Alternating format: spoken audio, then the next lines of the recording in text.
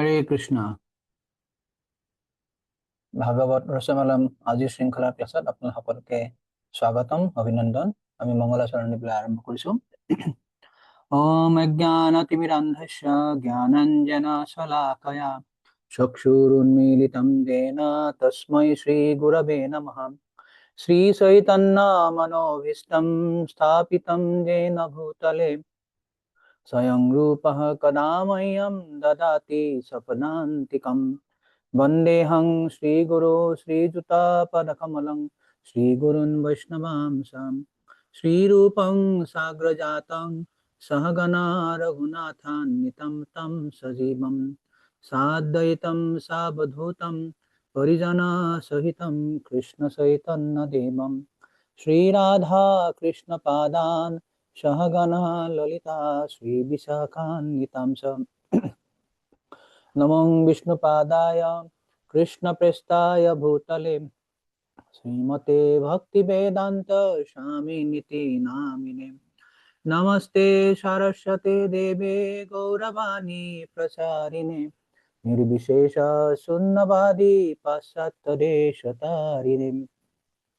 हे कृष्ण करुणा सिंधु दीनबन्धु जगत्पते गोपेश गोपिका कांत राधा कांत नमस्तुते।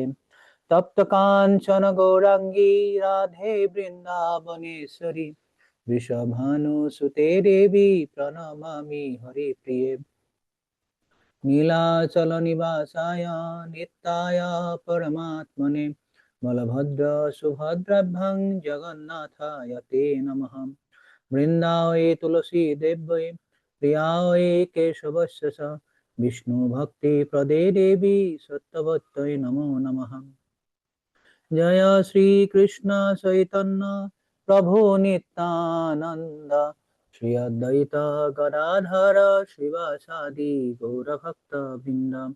हरे कृष्णा कृष्णा कृष्णा हरे हरे हरे राम राम राम हरे हरे। ओम नमो भगवते वासुदेवाय। ओम नमो भगवते वासुदेवाय। ओम नमो भगवते वासुदेवाय। नारायणं नमस्कृत्य नरं चैव नरोत्तमं देवीं सरस्वतीं व्यासं ततो जयमुदीरयेत्। नष्टप्रायेषु अभद्रेषु नित्यं भागवत सेवया भगवती उत्तमश्लोके भक्तिर्भवति नैष्टिकीम्। कृष्णाय वासुदेवाय देवकी नन्दनाय च नन्दगोपकुमाराय गोविन्दाय नमो नमः। मुखं करोति वाचालं पङ्गुं लङ्घयति गिरिं यत्कृपातमहं वन्दे श्रीगुरुदिनतारिणं परमानन्दमाधवं श्रीचैतन्यैश्वरं। श्रीमद्भागवतोऽध्यायं प्रत्यक्ष कृष्ण एव हि स्वीकृतोऽसि मया नाथ मुक्त्यर्थं भवसागरे। मनोरथो मदीयोऽयं सफलः सर्वथा तया निर्विघ्नेनैव कर्तव्यो दासोऽहं तव केशव। नमो विष्णुपादाय कृष्णपृष्ठाय भूतले श्रीमते जयपताका स्वामी नामिने नमो आचार्य पदाय नित्याख्यपनायने गौरकथानामदाय नगरग्रामतारिणे। हरि ओम तत्सत्। हरे कृष्ण। उपस्थित সকল বৈষ্ণব বৈষ্ণবের শ্রী চরণবদ্ধ ধন্যবাদ প্রণাম। জগৎগুরু শিল প্রভুপাদ কি জয়। বাঞ্ছা কল্পতরুভ্যশ্চ কৃপা সিন্ধুভ্যেব চ পতিতানাং পাবনেভ্যো বৈষ্ণবেভ্যো নমো নমঃ। যোৱা ক্লাছত আমি কি আলোচনা কৰিছিলো কাৰোবাৰ মনত আছে? শেয়াৰ কৰিব কোনোবাই? হৰে কৃষ্ণ প্ৰভু। আমি প্ৰথম খণ্ড ৫ নম্বৰ অধ্যায় ৭ পৰা ২৩ নম্বৰ শ্লোকলৈকে আলোচনা কৰা হৈছিলে। এই প্ৰথমতে আপুনি ভাগৱতৰ মহিমা আমি শ্ৰৱণ কৰিলো। আপুনি ক'লে ভাগৱতৰ মহিমাটো কৈছে অনেক অনেক শাস্ত্ৰ আৰু পুৰাণ শ্ৰৱণ কৰি কি লাভ? ইয়াৰ ফলত কেৱল ভ্ৰম বা সংশয়ৰ বাঢ়ে। মুক্তি প্ৰদানৰ বাবে একমাত্ৰ ভাগৱত শাস্ত্ৰ হৈছে উচ্চস্বৰে গৰ্জন কৰিছে। আৰু দ্বিতীয়টো ক'লে যি গৃহত সৰ্বদাই শ্ৰীমদ ভাগৱত পাঠ হয় সেই গৃহ তীৰ্থস্বৰূপ আৰু তাত বাস কৰা সকলৰ সমস্ত পাপ নষ্ট হৈ যায়। তাৰ 17 নম্বৰ শ্লোকটোত হৈছে ভগৱত ভক্তিত পতন হলেও তাৰ কোনো ক্ষতি নাই। এই 17 নম্বৰ শ্লোকটোকে শ্ৰীমদ ভগৱত গীতাৰ 2 নম্বৰ অধ্যায়ৰ 40 নম্বৰ শ্লোকত প্ৰভুপাদে এটা সুন্দৰ তাৎপৰ্যৰে ব্যাখ্যা কৰি দিছে। কৃষ্ণ ভাৱনামৃত কাম বা নিজৰ ইন্দ্ৰিয়ৰ সুখৰ বাবে কোনো আশা নকৰাকৈ কৃষ্ণৰ সন্তুষ্টিৰ বাবে কৰা কামেই হৈছে আটাইতকৈ ডাঙৰ আধ্যাত্মিক গুণ। কৃষ্ণৰ সন্তুষ্টিৰ বাবে কৰা যিকোনো কামেই কোনো বাধা নোপোৱাকৈ আগবাঢ়ে। পাৰ্থিৱ স্তৰৰ যিকোনো কামেই আৰম্ভ কৰিলে শেষ কৰিবই লাগিব, নহলে গোটেই প্ৰচেষ্টাটোৱেই বিফল হৈ পৰিব। কিন্তু কৃষ্ণ ভাৱনামৃতেৰে কৰা কামৰ আৰম্ভণিটোতে স্থায়ী সুফল থাকি যায়। আনকি কামটো সম্পূৰ্ণ নহলেও তাৰ সুফল এটা থাকি যায়। মাত্ৰ কৃষ্ণ ভাৱনামৃতৰ কামটোৰ 1% সুফল আছে। কিবা কাৰণত তাতে ৰৈ দিব লগা হলেও পিছত সেই 2% পৰা আৰম্ভ কৰিলেই হয়। উদাহৰণ হিচাপে আমি পাওঁ অজামিলৰ জীৱন কাহিনী। তেওঁ জীৱনৰ প্ৰথম ছোৱাত মাত্ৰ কৃষ্ণ ভাৱনামৃতেৰে কেইশতাংশ মানহে কাম কৰিছিল, কিন্তু পিছত তেওঁ ভগৱানৰ কৃপাত সম্পূৰ্ণ 100% লাভ কৰিছিল। এই 17 নম্বৰ শ্লোকটোৱে স্পষ্ট কৰি দিছে যে বৰ্ণ অনুসাৰে নিজৰ স্বধৰ্ম কৰিবলগীয়া কাম পৰিত্যাগ কৰি কৃষ্ণ ভাৱনামৃতেৰে কাম কৰিবলৈ লৈ তাক সম্পূৰ্ণ নকৰাকৈ যদি লগীয়া হয় তেতিয়া তেওঁ কোনো হানি হ'ব নোৱাৰে। কিন্তু বিষয়ীজনে বৈষয়িক কামবিলাক অতি সুন্দৰভাৱে সমাধা কৰিলেও তাৰ পৰা তেওঁ কোনো সুফল নাপায়। এতিয়া প্ৰভুপাদে এটা উদাহৰণ দিছিলে ভগৱত গীতাত। খ্ৰীষ্টধৰ্মীসকলৰ মতে মানুহ এজনে যদি নিজৰ চিৰন্তন আত্মাটোকে হেৰুৱাবলগীয়া হয় তেনেহলে তেওঁ সমগ্ৰ পৃথিৱীখনকে লাভ কৰি লাভ কি হ'ব? আৰু আপুনি উদাহৰণ দিছে ভৰত মহাৰাজ আৰু ইন্দ্ৰদ্যুম্ন মহাৰাজৰ কাহিনী আপুনি বৰ্ণনা কৰিছে।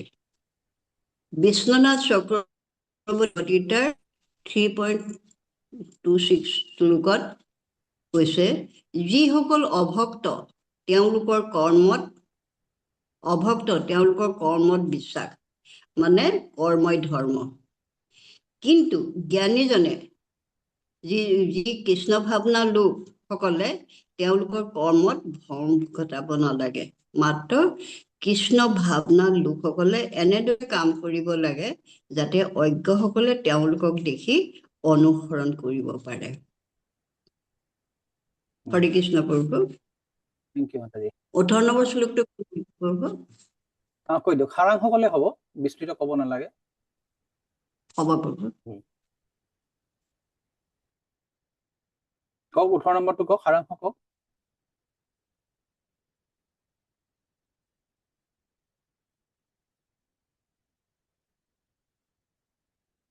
ওকে, ধীৰ শ্ৰীধৰ বাবু।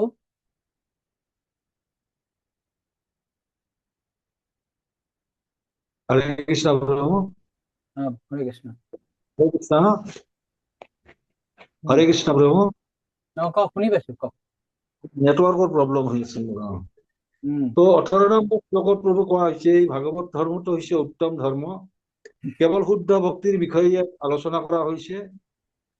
আমি প্ৰথম স্কন্ধৰ প্ৰথম অধ্যায়ৰ 2 নম্বৰ শ্লোকতে পাইছো যে ধৰ্ম প্ৰয়োজিত কৈতয়ত্ৰ পৰম নিৰ্মৎ চৰণম চৰম। ইয়াত কোৱা হৈছে যে এই জড়জগতখন হৈছে দুঃখালয়ম। দুখ নিবিচাৰিলেও ইয়াতে সুখ নিবিচাৰিলেও আমি দুখ পামে, আৰু সুখ নিবিচৰাকৈও আমি সুখ পাইয়ে থাকো। এই চক্ৰটো সদায় ঘূৰি থাকে। গতিকে এই সুখ দুখৰ কথা চিন্তা নকৰি যি আমাৰ কৃষ্ণৰ লগত সম্পৰ্কটো পাহৰি থকা, কৃষ্ণৰ লগত যিটো সম্পৰ্ক তাক আমি পুনৰুদ্ধাৰ কৰিব লাগে। সেইটোৰ একমাত্ৰ তাৰ বাবে যত্ন উচিত। এই চিন্তাটো কৰি কেৱল এই চিন্তাটো থাকি কেৱল বুদ্ধিমান মানুহসকল। পঞ্চম স্কন্ধৰ পঞ্চম একাদশীৰ প্ৰথম মাধৱদেৱৰ আপুনি ব্যাখ্যা কৰিছিল এই শৰীৰটো পক্ষীৰ নিচিনা পশুৰ নিচিনা কেৱল তৃপ্তিৰ কাৰণে দিয়া হোৱা নাই। বহুত পুণ্যৰ ফলত এই মনুষ্য শৰীৰটো পাইছো। আত্মসচেতন আত্মৰক্ষা কৰাটো উচিত, উপলব্ধি কৰা উচিত। তো 19 নম্বৰ শ্লোকত আলোচনা হৈছিল যে এই শ্লোকত ভগৱত ভক্তিৰ বৈশিষ্ট্য বৰ্ণনা কৰা হৈছে। কৃষ্ণক ভক্তি কৰাৰ যিটো আনন্দ সেই বিষয়ে আলোচনা কৰিছে। কিবা কাৰণত যদি ইয়াৰ পতনো হয়, সি কিন্তু বিস্মৃতি নহয়, পুনৰ ঘূৰি আহে। প্ৰভুপাদে তাৎপৰ্য দিয়া কোৱা হৈছে যে আমি কাকো নিন্দা কৰা বা ঈৰ্ষা কৰাটো উচিত নহয়, কিয়নো তেওঁৰ নিজা নিজা কৰ্ম অনুসৰি সুখ আৰু দুখ কষ্ট পাই আছে। কিন্তু যিজন কৃষ্ণ ভক্ত তেওঁ যদি কষ্ট পায়ো ভগৱানে তাক উদ্ধাৰ কৰাৰ বাবেহে কষ্ট প্ৰদান কৰিছে। আনহাতে অভক্ত কষ্ট দিয়ে মহামায়া, যিটো আমি মহামায়া ত্ৰিশূলৰ দ্বাৰা ত্ৰিতাপ, আৰু ত্ৰিতাপটো হৈছে আধিদৈৱিক, আধিভৌতিক আৰু আধ্যাত্মিক। আৰু কিন্তু ভক্তক যিটো কষ্ট দিয়ে সেই শাস্তি হিচাপে সেই কৃষ্ণই তাক যোগমায়াৰ দ্বাৰা কষ্ট দিয়ে, অৰ্থাৎ ভক্তজনক শুদ্ধ কৰাৰ বাবে সেই শাস্তিটো দিয়া হয়। আৰু ভক্ত আচলতে কষ্ট যে পায় সেইটো কেৱল অনৰ্থ আৰু অপৰাধৰ কাৰণে। লগতে এইটো ব্যাখ্যা কৰা হৈছিল যে শুদ্ধ ভক্তবিলাকো কষ্ট পায়। আমাৰ বিশেষ কৰি কিছুমান উদাহৰণ হিচাপে গুৰু মহাৰাজৰে হওক বা তেওঁলোকক দেখি আমি এইটো চিন্তা কৰা বা আমি ভাবি লোৱা উচিত নহয় যে আমাৰ গুৰু মহাৰাজ ইমান কষ্ট পাইছে, শুদ্ধ ভক্তবিলাক কষ্ট পাইছে। সেইটো কেৱল আমাক এটা উদাহৰণ স্বৰূপে দেখুৱাৰ কাৰণে, অৰ্থাৎ আমাক বদ্ধজীৱ বিলাকক দেখুৱাবৰ কাৰণে এটা উদাহৰণ স্বৰূপে কষ্ট দিয়ে, যাতে বদ্ধজীৱ বিলাকে ভাবি লয় যে শুদ্ধ ভক্ত এজনে ইমান কষ্ট ইমান দুখ সহ্য কৰিও তেওঁ কৃষ্ণ ভক্তিত লীন হৈ আছে। এইটোৰ কাৰণে শুদ্ধ ভক্ত বিলাকো কষ্ট পায়। কিন্তু বহুতৰে প্ৰশ্ন থাকে, ভক্তি কৰি আছে ইমান শুদ্ধ বৈষ্ণৱ এজন, ইমান কষ্ট কিয় পায়? এইবিলাক অভক্ত বিলাকৰ দৃষ্টিভংগী, কিন্তু ভক্তৰ দৃষ্টিভংগী এইটো হোৱা উচিত নহয়। 20 নম্বৰ শ্লোকত কোৱা হৈছিল, এইটো 20, 21 আৰু 22 নম্বৰ শ্লোকৰ চূড়ান্ত সিদ্ধান্ত নাৰদ মুনিৰ। লগতে বিশ্বনাথ চক্ৰৱৰ্তী ঠাকুৰৰ তাৎপৰ্যত কোৱা হৈছিল যে জড়জগতৰ বিষয়ে, অৰ্থাৎ যিটো গীতাৰ 5 প্ৰকাৰৰ আলোচনা হৈছিল গীতাখনত, ভগৱান, জীৱ, প্ৰকৃতি, কাল আৰু কৰ্ম। তো সেই লগতে ইয়াৰ এই 5টা বিষয়বস্তুৰ ভিতৰতে এইটো আলোচনা কৰা হৈছিল যে ইয়াত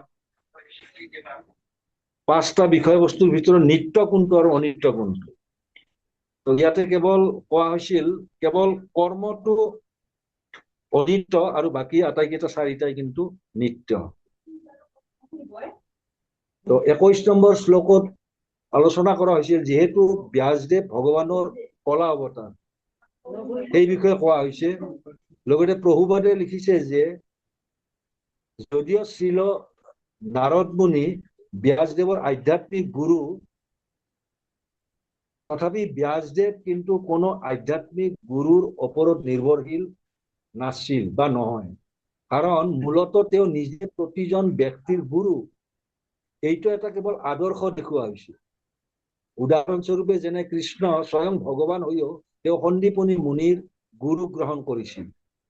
এইটো কেৱল এটা আদৰ্শ হিচাপে দেখুওৱা হৈছে।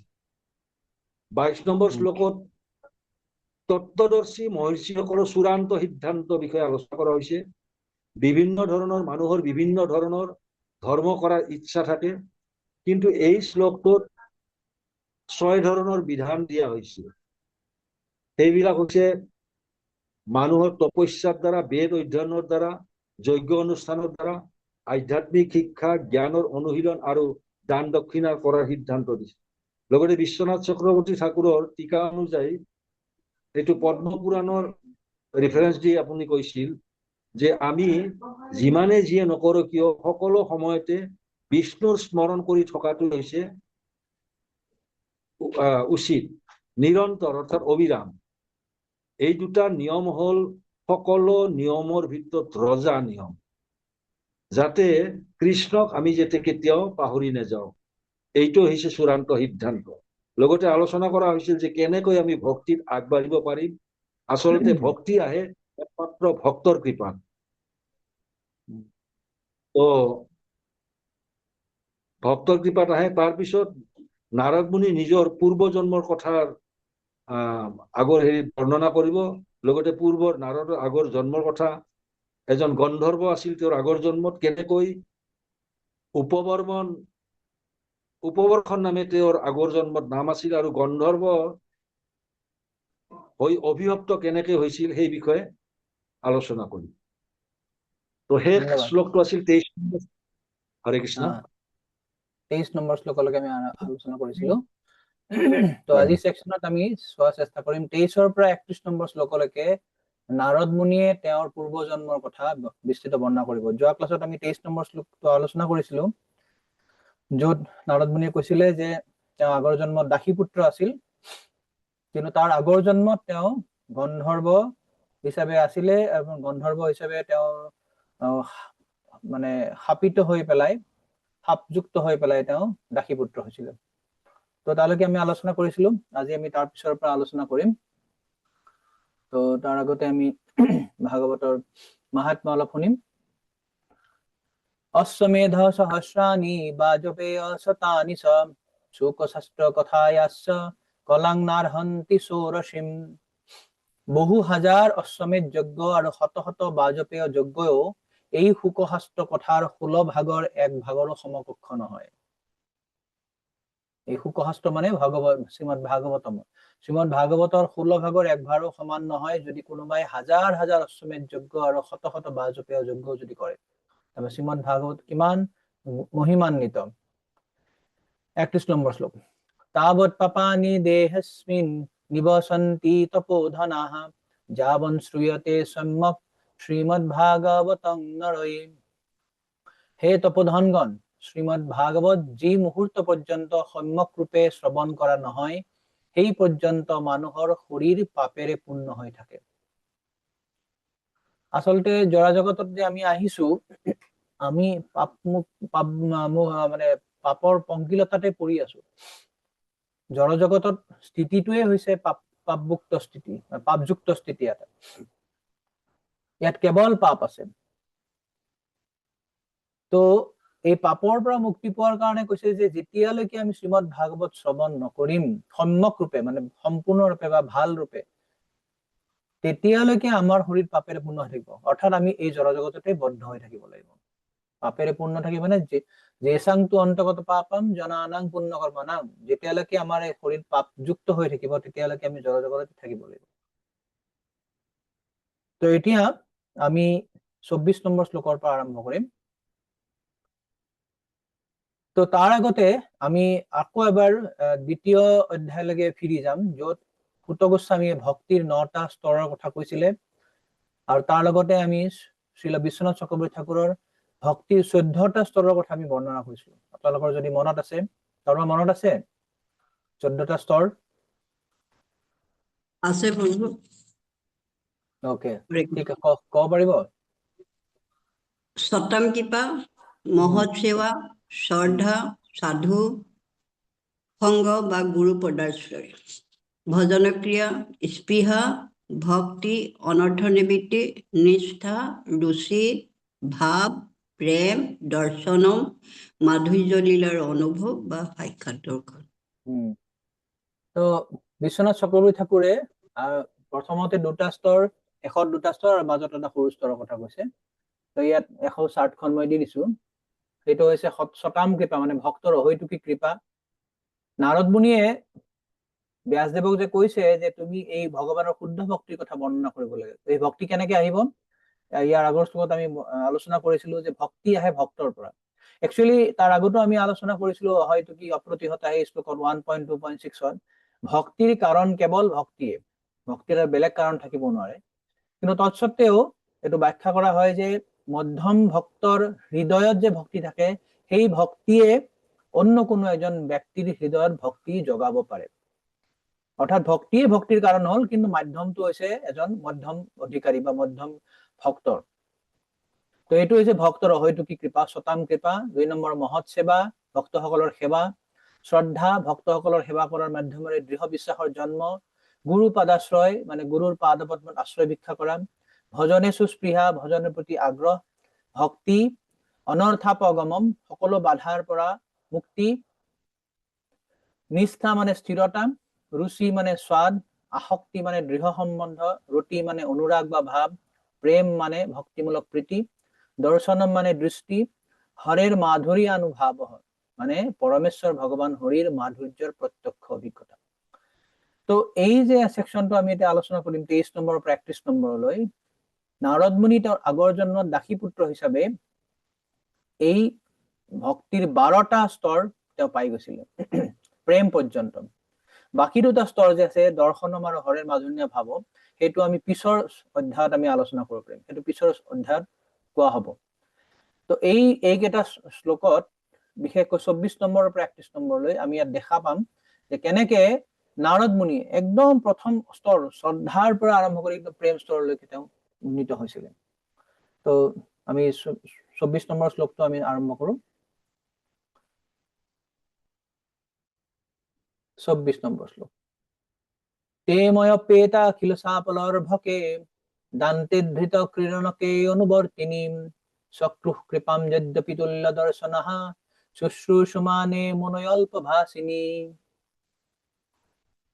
অনুবাদ, যদিও তেখেতসকল সমদৰ্শী আছিল, তথাপিও সেই বেদান্তৰ অনুগামী মুনিসকলে মোক তেখেতসকলৰ অহৈতুকী কৃপাৰে ধন্য কৰিছিল। মই তেতিয়া যদিও এটা সৰু ল'ৰা আছিলো, তথাপি মই অঘাইতং নাছিলো। মোৰ ইন্দ্ৰিয় সংযম আছিল, অন্য শিশুৰ দৰে খেলাৰ প্ৰতি ৰাপ নাছিল, আৰু মই প্ৰয়োজনতকৈ অধিক কথা নকৈছিলো। তো ইয়াত কি কৈছে যে তেওঁ ইয়াৰ আগৰ শ্লোকত আমি আৰম্ভ পাইছিলো যে নাৰদ মুনিয়ে কিছু সাধু সন্ত বা মহাত্মা বা ভক্তি বেদান্ত সকলৰ সেৱা কৰাৰ সুযোগ এটা পাইছিল আগৰ জন্মত। তো সেই সমদৰ্শী ভক্তি বেদান্ত সকলে কৈছে যে নাৰদ মুনিয়ে কৈছে যে মোৰ গুণাৱলীৰ বাবে অহৈতুকী কৃপা কৰিছিল। তো নাৰদ মুনিৰ কি কি গুণ আছিল আমি ইয়াতে দেখা পাম। এক হৈছে দান্তে, দান্তে দান্তে মানে ইন্দ্ৰিয় সংযমী, যাৰ ইন্দ্ৰিয়বিলাক সংযমী আছিল। 2 হৈছে অধৃত ক্ৰীড়নকে, অধৃত ক্ৰীড়নক মানে খেলা ধূলাৰ প্ৰতি অনাসক্ত। সাধাৰণতে সৰু ল'ৰা ছোৱালী খেলাৰ প্ৰতি খুব আসক্ত থাকে, আমি দেখা পাওঁ সৰু সৰু বাচ্চাবিলাক শিশুবিলাক খেলিবলৈ খুব ভাল পায়। কিন্তু নাৰদ মুনি তেওঁৰ আগৰ জন্মত যে সেই দাসী পুত্ৰ হৈছে, তেওঁৰ সেইবিলাক স্বভাৱ নাছিল, খেলাৰ প্ৰতি কোনো তাৰ আসক্তি নাছিল, তেওঁ ইন্দ্ৰিয় সংযম আছিল। আৰু কৈছে অনুবৰ্তিনী, অনুবৰ্তিনী মানে এটা বাধ্য আছিল, তেওঁক যিটো কৰিবলৈ কোৱা হৈছিলে যে যেতিয়া বৈষ্ণৱসকলে ভক্তি বেদান্তসকলে কৈছিল যে বোপাই তুমি যোৱা অকণ পানী লৈ আহা, বোপাই তুমি যোৱা অলপ ফুল তুলি আনা, বোপাই তুমি এইটো কৰা সেইটো কৰা, একদম বাধ্য শিশুৰ নিচিনা তেওঁ সেইটো শুনিছিলে। আৰু এটা কৈছে যে অল্পভাষিনী, অল্পভাষিনী মানে অল্পভাষী, মানে প্ৰয়োজনতকে অধিক কথা নোকোৱা। সাধাৰণতে ল'ৰা ছোৱালীবিলাক সৰু শিশুবিলাক খুব কথা কয়, তেওঁলোক কথা কৈ ভাল পায়, এইটো স্বভাৱ এটা, কিন্তু এইবিলাক হৈছে তেওঁৰ বিশেষ কিছুমান গুণ। শ্ৰীল প্ৰভুপাদে তাৎপৰ্যত খুব ধুনীয়া কথা কৈছে। কি কথা কৈছে যে তেওঁ কৈছে যে বেদত 3টা বিষয়বস্তুৰ কথা কোৱা হৈছে, আৰু ভক্তি বেদান্ত সকল যে পক্ষপাতিত্ব পূৰ্ণ নহয়, তেওঁলোক যে পক্ষপাতিত্বহীন, সেই কথাটো এটা ব্যাখ্যা কৰিছে। কৈছে তাৎপৰ্যত যে ভগৱান শ্ৰী চৈতন্যদেৱে কৈছে যে বেদসমূহত মাত্ৰ 3টা বিষয়বস্তু আছে, আৰু সেইকেইটা হল সম্বন্ধ, অভিধেয় আৰু প্ৰয়োজন। মানে জীৱৰ ভগৱানৰ লগত যে এটা চিৰচৰিত সনাতন সম্পৰ্ক এটা যে আছে, সেইটোকে সম্বন্ধ জ্ঞান বুলি কোৱা হয়। সেই সম্বন্ধ জ্ঞানটো প্ৰতিষ্ঠা কৰাৰ পিছত জীৱৰ যিবিলাক কৰিবলগীয়া কাম থাকে সেইটো হৈছে অভিধেয়, আৰু কিয় সেনেকুৱা ধৰণৰ কাম কৰে তাৰ লক্ষ্য হৈছে প্ৰয়োজন, অৰ্থাৎ কৃষ্ণ প্ৰেম পোৱা। এই 3টা বিষয় বস্তুৱে হৈছে বেদৰ মূল বিষয়বস্তু। বেদত যিমান কথা কোৱা হৈছে এই 3টা বিষয়বস্তুৱে সাঙুৰি লৈছে। 3টা বিষয়বস্তুৰ ভিতৰতে পৰে সম্বন্ধ জ্ঞান, অভিধেয় জ্ঞান আৰু প্ৰয়োজন জ্ঞান। তো এনেস্থলত বেদান্তবাদী বা বেদান্তৰ অনুগামী বুলিলে পৰম পুৰুষ পৰমেশ্বৰ শুদ্ধ ভক্তসকলক বুজায়। কিয় তেওঁলোকে কৰে যে তেওঁলোকে সাধাৰণ মানুহবিলাকক বেদৰ এই যিটো জ্ঞান আছে এই জ্ঞানটো দিবলৈ খুব উদ্গ্ৰীৱ হৈ থাকে তেওঁলোকে সাধাৰণ যিবিলাক জীৱ যিবিলাকে তেওঁলোকৰ নিজৰ সম্বন্ধটো পাহৰি গৈছে ভগৱানৰ লগত সেইটো তেওঁলোকে বুজাব চেষ্টা কৰে যে আচলতে আমাৰ সম্বন্ধ ভগৱানৰ লগত যে ভৃত্য আৰু প্ৰভুৰ তো আমি এই কাৰণে প্ৰভুৰ সেৱা কৰিব লাগে এই জ্ঞানটো বুজাবৰ কাৰণে তেওঁলোকে চাৰিওফালে ঘূৰি ফুৰে জনস্য কৃষ্ণাত বিমুখস্য দৈবাদ অধৰ্মশীলস্য সুদুক্ষিতস্য অনুগ্ৰহায় সৰন্তনুনং ভূতানি ভৱানি জনাৰ্দনস্য তো মৈত্ৰেয় মুনিয়ে যেতিয়া বিদুৰে যেতিয়া মৈত্ৰেয় মুনি লগ পাইছিলে তেতিয়া বিদুৰে এই কথাটো কৈছিলে যে আপোনালোকৰ নিচিনা মহান ব্যক্তিবিলাকৰ আৰু অন্য কোনো কাম নাই আপোনালোকৰ এটাই মাত্ৰ কাম অনুগ্ৰহায় সৰন্তিনুনং এই জড়জগতত বদ্ধ জীৱবিলাকক অনুগ্ৰহ কৰাৰ কাৰণে আপোনালোকে এনেকে ঘূৰি ফুৰে কিহৰ কাৰণে কাৰণ এই যে জড়জগতৰ মানুহবিলাক কি হৈছে জনস্য কৃষ্ণত বিমুখস্য দৈবাদ ভগৱানৰ প্ৰতি তেওঁলোকে বিমুখ হৈ গৈছে বিমুখ হোৱাৰ কাৰণে তেওঁলোকৰ কি হৈছে দুটা সমস্যা হৈছে অধৰ্মশীলস্য তেওঁলোকে অধাৰ্মিক হৈ গৈছে আৰু তাৰ ফলত কি হৈছে সুদুক্ষিতস্য অধাৰ্মিক হোৱাৰ ফলত তেওঁলোক আৰু বেছিকে দুখত পৰিছে তেওঁলোকে ভাবে যে মই নিজৰ জীৱনটো কেনেকে উপভোগ কৰিম এইটো মোৰ নিজৰ প্ল্যান মতে কৰিম ভগৱানৰ দৰকাৰ নাই ভগৱান এবষ্ট্ৰাক্টিং ভগৱানৰ কোনো অস্তিত্বই নাই ভগৱান মৰি গৈছে গতিকে মই নিজে কাম কৰিম মই নিজে উপাৰ্জন কৰিম মই নিজে আনন্দ উপভোগ কৰিম তো এই কাৰণে অধাৰ্মিক হোৱাৰ কাৰণে তেওঁলোকে আৰু বেছি দুখত পৰে তো এনেকুৱা ধৰণৰ অধাৰ্মিক দুখী জড়জগতৰ ব্যক্তিবিলাকক উদ্ধাৰ কৰাৰ কাৰণে এই যে ভক্তি বেদান্তসকল চাৰিওফালে ঘূৰি ফুৰে তো এই ভক্তি বেদান্তসকল সদায় কি হয় পক্ষপাতিত্বহীন সমদৰ্শী হয় প্ৰভুপাদে লিখিছে তেওঁলোকৰ বাবে কোনোজনে শত্ৰুও নহয় বা বন্ধুও নহয় কোনোজনে শিক্ষিতও নহয় অশিক্ষিতও নহয় কাৰো প্ৰতি বিশেষভাৱে অনুগ্ৰহ কৰিব লগাও নাথাকে আৰু কোনোজনো অনুগ্ৰহৰ অযোগ্যও নহয় ভক্তি বেদান্তসকলে এই কথা দেখা পায় যে জনসাধাৰণ কেৱল মিথ্যা ইন্দ্ৰিয় সুখৰ বিষয় লৈয়ে সময়ৰ অপচয় ঘটাইছে তেখেতসকলৰ কাৰ্য হৈছে অজ্ঞ জনসাধাৰণে যাতে পৰম পুৰুষ পৰমেশ্বৰৰ লগত হেৰাই যোৱা সম্বন্ধত আকৌ প্ৰতিষ্ঠিত হ'ব পাৰে তাৰ ব্যৱস্থা কৰা তো এইটোৱে হৈছে ভক্তি বেদান্ত সকলৰ জীৱনৰ মূল লক্ষ্য তেওঁলোক হৈছে সমদৰ্শী তো ইয়াতে সুত গোস্বামী শব্দটো দিছে তুল্যদৰ্শিনা এই যে তুল্যদৰ্শিনা শব্দটো খুব গুৰুত্বপূৰ্ণ তো আমি আলোচনা কৰিম এতিয়া তো আমি দেখো কিছুমান উদাহৰণ আছে শাস্ত্ৰত যিসকলে একদম শিশুকালৰ পৰাই ভগৱত ভক্তিত খুব আসক্ত হৈ থাকে ভগৱানৰ প্ৰতি খুব আসক্ত যেনেকে ইয়াত নাৰদ মুনি তাৰ আগৰ জন্মত খুব আসক্ত আছিলে খেলা ধূলাৰ প্ৰতি কোনো ৰাপ নাছিলে বাধ্য আছিলে খুব কম কথা কৈছিলে তো ইন্দ্ৰিয় সংযম কৰিছিলে ঠিক এনেকুৱা উদাহৰণ আমি দেখা পাওঁ যেনে উদ্ধৱ যেতিয়া সৰু আছিলে তেওঁ কৃষ্ণৰ এটা সৰু এটা পুতলা লৈ পেলাই সৰু কালৰ পৰা সেই কৃষ্ণৰ পুতলাটো লগত খেলিছিলে মাকে যেতিয়া তেওঁ মাতে বাপুৱাই আহি ব্ৰেকফাষ্ট কৰ না মোৰ সময় নাই মই কৃষ্ণ সজাই আছো মই কৃষ্ণক সেৱা কৰি আছো একেধৰণে প্ৰহ্লাদ মহাৰাজ পৰীক্ষিত মহাৰাজৰ নাম পৰীক্ষিত কিয় হল কিয়নো তেওঁ জন্মৰ আগতেই মাতৃগৰ্ভত সেই বিষ্ণুক দৰ্শন কৰিছিলে যি বিষ্ণুৱে তেওঁক ৰক্ষা কৰিছিলে তাৰ কাৰণে তেওঁৰ আচল নাম হৈছে বিষ্ণুৰাত বিষ্ণুৱে যে ৰক্ষা কৰিছে তো জন্মৰ পিছত তেওঁ চাৰিওফালে ঘূৰি ফুৰিছে ক'ত সেই ব্যক্তিজন যিয়ে মোৰ ৰক্ষা কৰিছিল প্ৰত্যেকজনে পৰীক্ষা কৰিছিলে সেইকাৰণে তেওঁৰ নাম হৈছিলে পৰীক্ষিত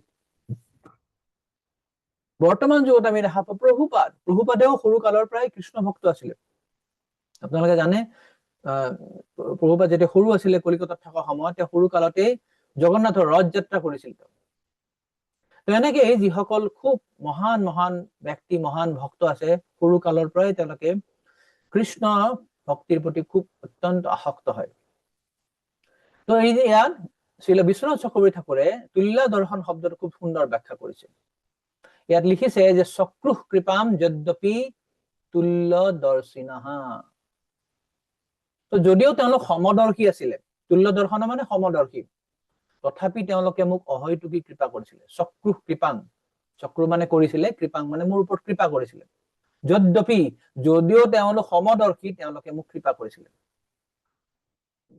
এই ভক্তি বেদান্ত সকল তেওঁলোক সমদৰ্শী অৰ্থাৎ তেওঁলোকে ভাল বা বেয়া স্বভাৱৰ বা প্ৰশংসনীয় বা নিন্দনীয় বা সৎ চৰিত্ৰবান বা অসৎ চৰিত্ৰবান সকলো লোককে তেওঁলোকে সমান চকুৰে চায় সমান দৃষ্টিৰে দৰ্শন কৰে যদি এইটোৱে হয় তেওঁলোকে নিশ্চয় তেওঁলোকে এজনক কৃপা কৰিব আৰু এজনক কৃপা নকৰিব, এনেকুৱা ধৰণৰ স্বভাৱ তেওঁলোকৰ হ'ব নোৱাৰে, কাৰণ তেওঁলোক সমদৰ্শী। তো এতিয়া ইয়াতে কথা এটা আলোচনা কৰিছে শ্ৰীল বিশ্বনাথ চক্ৰৱৰ্তী ঠাকুৰে, যে ভক্তি বেদান্ত সকলে নাৰদক যে প্ৰথমবাৰৰ কাৰণে কৃপা কৰিছিল, সেয়া নাৰদৰ সদ্গুণাৱলী বা শ্ৰদ্ধা প্ৰদৰ্শনৰ কাৰণে নহয়। এইটো আমি অলপ ব্যাখ্যা কৰিম গভীৰভাৱে। যে কোনোবাই ক'ব পাৰে যে নাৰদ মুনি খুব বাধ্য আছিলে, তেওঁ খেলা ধূলা নকৰে, বেছি কথা নকয়, তেওঁ খুব ভাল ল'ৰাটো, গতিকে তাক বেছিকে কৃপা কৰা দৰকাৰ। কিন্তু ইয়াতে শ্ৰীল বিশ্বনাথ চক্ৰৱৰ্তীয়ে আলোচনা কৰিছে, এইটো তেওঁ ব্যাখ্যা কৰিছে যে তেওঁলোকে যে নাৰদক প্ৰথম কৃপাটো কৰিছিলে, সেইটো নাৰদৰ সদ্গুণাবিলাক দেখি পেলাই নহয়, বা তেওঁ যে সদ্গুণ তেওঁ দেখাইছে বা শ্ৰদ্ধা কৰিছে ভক্তসকলৰ প্ৰতি, সেইটোৰ কাৰণে নহয়। তেওঁলোকৰ কৃপাৰ বলতেই নাৰদ মুনিৰ সদ্গুণ বিলাক বিকশিত হৈছিলে। যে ভক্তি বেদান্ত সকলে নাৰদ মুনিক কৃপা কৰিছিলে, তাৰ কাৰণে তেওঁ সদ্গুণ বিলাক হৈছিলে। আৰু সেই কি হল, সেই সদ্গুণ বিলাক হোৱা কাৰণেই পিছত আকৌ তেওঁ কৃপাৰ বেছি পাত্ৰ হৈ পৰিছিল। মানে তেওঁলোক আহিছে, তেওঁক দেখা পাইছে, তেওঁলোক কৃপা কৰিলে, কৃপা কৰি কৈছে আহা মোক এইটো কৰা, এইটো কৰা, এইটো ফুল আনি দিয়া, পানী আনি দিয়া। তো এই যে কৃপা কৰিলে, তেওঁক ভগৱানে সেৱাত যে নিযুক্ত কৰিলে, এই কৃপাৰ বলতে নাৰদ মুনিৰ এই সদ্গুণ বিলাক বিকশিত হল, দান্ত, অধৃত, ক্ৰীড়নকে। আৰু যেতিয়া এইবিলাক বিকশিত হল, সেইবিলাকৰ কাৰণে তেওঁ এই ভক্তি বেদান্ত সকলৰ আৰু বেছি কৃপাৰ পাত্ৰ হল। তো তেওঁলোকে নাৰদৰ প্ৰতি যে কৃপা প্ৰদৰ্শন কৰাৰ কাৰণ নাৰদ মুনিৰ সদ্গুণাৱলী দেখা বাবেই বুলি ব্যাখ্যা কৰাটো ঠিক নহয়। কোনোবাই ক'ব পাৰে তেওঁৰ ভাল গুণ বিলাক আছে কাৰণে কৃপা কৰিছে, সেইটো নহয়। কিয়নো যদি কোনোবাই কয় যে যদি ভক্তি বেদান্ত সকল সমদৰ্শী আছিল, তেওঁলোকৰ দৃষ্টি সমান, তথাপি তেওঁলোকে নাৰদৰ সদ্গুণৰ কাৰণে যদি তেওঁ কৃপা প্ৰদৰ্শন কৰিছিলে, তেতিয়া তেওঁলোকৰ যে ভাল বেয়া দেখাৰ গুণটোৰ মাধ্যমেৰে তেওঁলোকে তাৰমানে ভালটো দেখে, বেয়াটো দেখে, এই গুণটোৰ দ্বাৰা কি হব, তেওঁলোকৰ সমান দৃষ্টিভংগীৰ যিটো গুণৰ বিৰোধিতা কৰা হব, মানে এইটো কন্ট্ৰাডিক্টৰী। এক কথাত আমি কৈছো তেওঁলোক সমদৰ্শী, আৰু এক কথাত যদি কওঁ যে তেওঁলোকে নাৰদৰ ভাল গুণ বিলাক দেখি কৃপা কৰিছে, তেতিয়া এইটো আপাত বিৰোধী কথা হব নে, কন্ট্ৰাডিকশ্যন হব? কথাটো বুজি পাইছে আপোনালোকে? কোনোবা যদি বুজা নাই হাত তোলক, এইটো কথাটো বুজি পাব লাগিব। এইটো কৈছে যে আমি কৈছো যে তেওঁলোক তুল্য দৰ্শনা, অৰ্থাৎ তেওঁলোক সমদৰ্শী, তেওঁলোকে সকলোকে সমান দৃষ্টিৰে দেখে। তাৰ হাতে অন্য হাতে যদি আমি কওঁ তেওঁলোকে নাৰদক কৃপা কৰিছে, নাৰদৰ ভাল ভাল গুণ বিলাক আছিলে, তেতিয়াহলে তেওঁলোকৰ সমদৰ্শী গুণটোৰ বিৰোধিতা কৰা হব, কন্ট্ৰাডিকশ্যন হব। হয় কথাটো?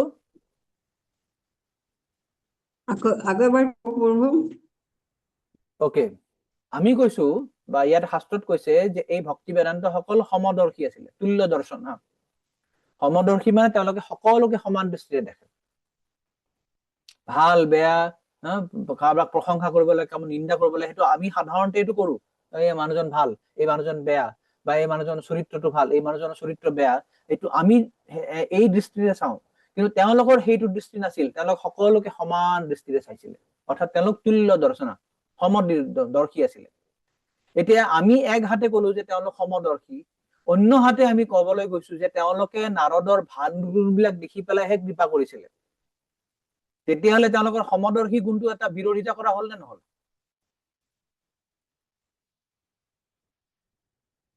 বুজি পাইছে ধীৰ সিদ্ধৰ প্ৰভু মাতাজী? বুজি পাইছে মনমোহিনী মাতাজী? সেইটোৱে প্ৰভু, মানে তেওঁলোকতো সমদৰ্শী, সেইটো মানিলো। তাৰপিছত তেওঁলোকে নাৰদক যে কৃপা কৰিছে, নাৰদৰ মানে সদ্গুণ বিলাক দেখি তেওঁলোকে মানে দেখি তেওঁ কৃপা কৰিছে নে কি? না, সেইটো নহয়। প্ৰভু যদি নাৰদৰ, প্ৰভু কওক। প্ৰভু তাৰমানে ধৰক এইটো আমাৰ ক্ষেত্ৰত এতিয়া নাৰদ মুনিটো সদ্গুণ বিলাক দেখিতো নহয়, অৰ্থাৎ নাৰদ মুনিয়ে কোনটো মনোবৃত্তিৰ কোনটো মনোভাৱেৰে সেৱা কৰিছে সেই অনুপাতে সিহঁতৰ কৃপা হৈছে নেকি, তেনেকুৱা নেকি? না, ইয়াত কি কবলৈ গৈছে, যদি আমি ধৰি লওঁ যে নাৰদৰ সদ্গুণ বিলাক আগৰ পৰা আছে, তো তেওঁলোকে দেখিছে নাৰদটো খুব ভাল ল'ৰা, একদম ধুনীয়া দান্ত, অধৃত, কিৰণকে, তেওঁলোকে অল্পভাষিনী, অনুবৰ্তিনী, ভাল ল'ৰা, তাক তেনে সেৱাত লগাম। এইটো যদি হয় তেতিয়া তেওঁলোক যে সমদৰ্শী বুলি কোৱা হল, তেওঁলোকে সকলোকে সমান দৃষ্টিৰে দেখে, তেতিয়া এইটো বিৰোধিতা কৰা হল নে নহল? তাৰমানে তেওঁলোকে কি কৰে, ভাল মানুহ দেখিলে, ভাল ল'ৰা দেখিলে কৃপা কৰে, আৰু বেয়া হলে কৃপা নকৰে। হয় কথাটো বুজি পাইছে?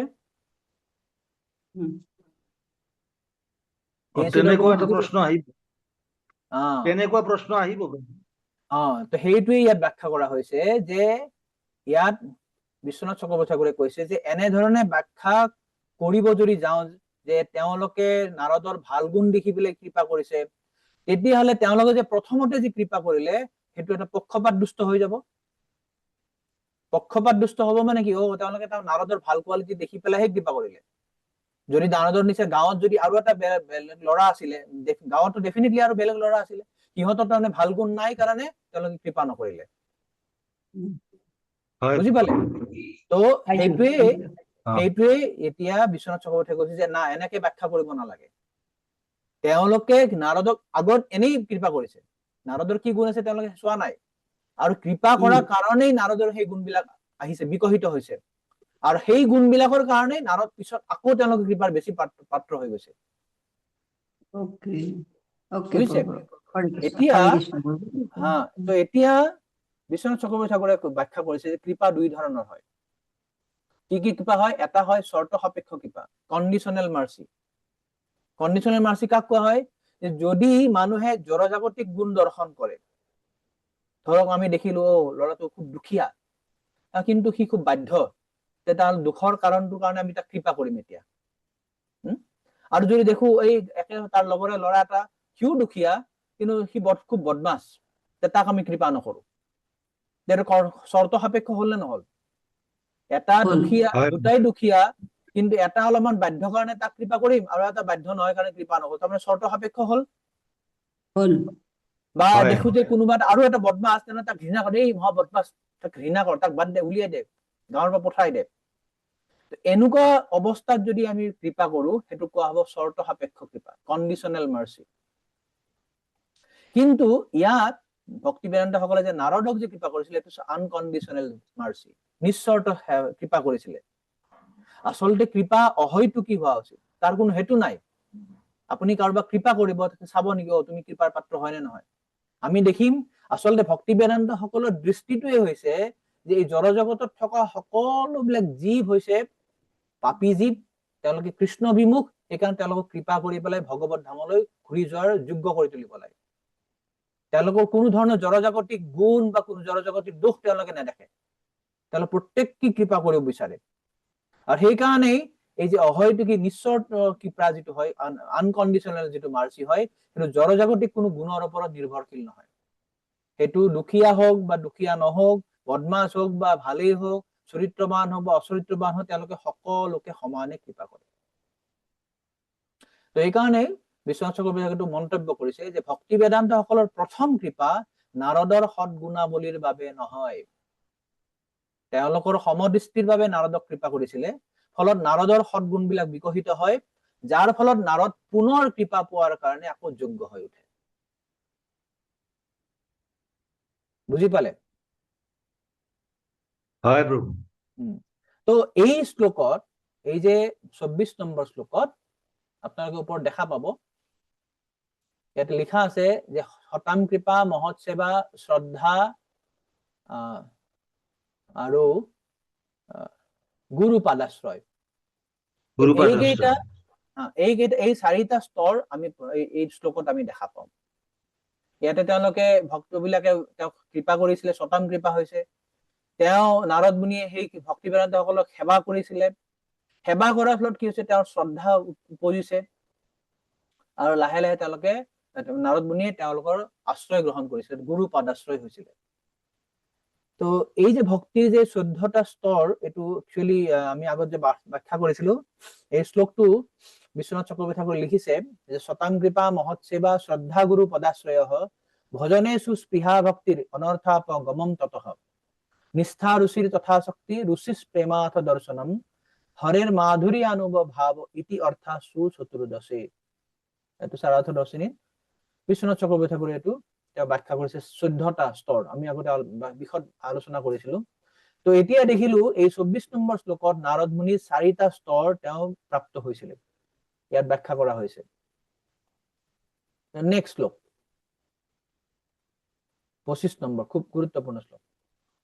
উৎসৃষ্ট লেপান অনুমোদিত দ্বিজয়ী সৎকৃষ্ণ ভুঞ্জে তদপাস্ত কিল্লিশ एवं प्रवृत्तस्य विशुद्ध चेतस तद्धर्म एवात्मरुषि प्रजायते।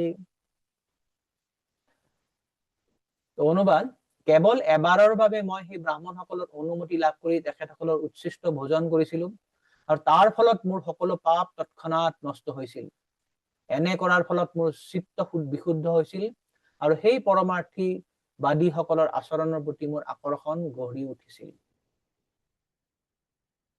তো কি কৈছে, উচ্ছিষ্ট লেপান অনুমোদিত দ্বিজয়, মই সেই ভক্তি বেদান্ত সকলৰ অনুমতি লৈ পেলাই তেওঁলোকৰ উচ্ছিষ্ট প্ৰসাদ মই গ্ৰহণ কৰিছিলো। উচ্ছিষ্ট প্ৰসাদ মই গ্ৰহণ কৰিছো। উচ্ছিষ্ট প্ৰসাদ গ্ৰহণ কৰাৰ ফলত মোৰ কি কি লাভ হৈছিলে? মোৰ অপাস্ত কিলবিষ, অপাস্ত কিলবিষ মানে মোৰ সকলোবিলাক পাপ মোৰ নাশ হৈ গৈছিলে। তাৰপিছত কি হল, মোৰ বিশুদ্ধ চেতসহ, মোৰ চিত্ত শুদ্ধি হৈছিলে। আৰু তদ্ধৰ্ম ৰুচিৰ প্ৰজায়তে, আৰু সেই যে ভগৱানৰ ভক্তিৰ প্ৰতি মোৰ ৰুচি জন্ম হৈছিলে।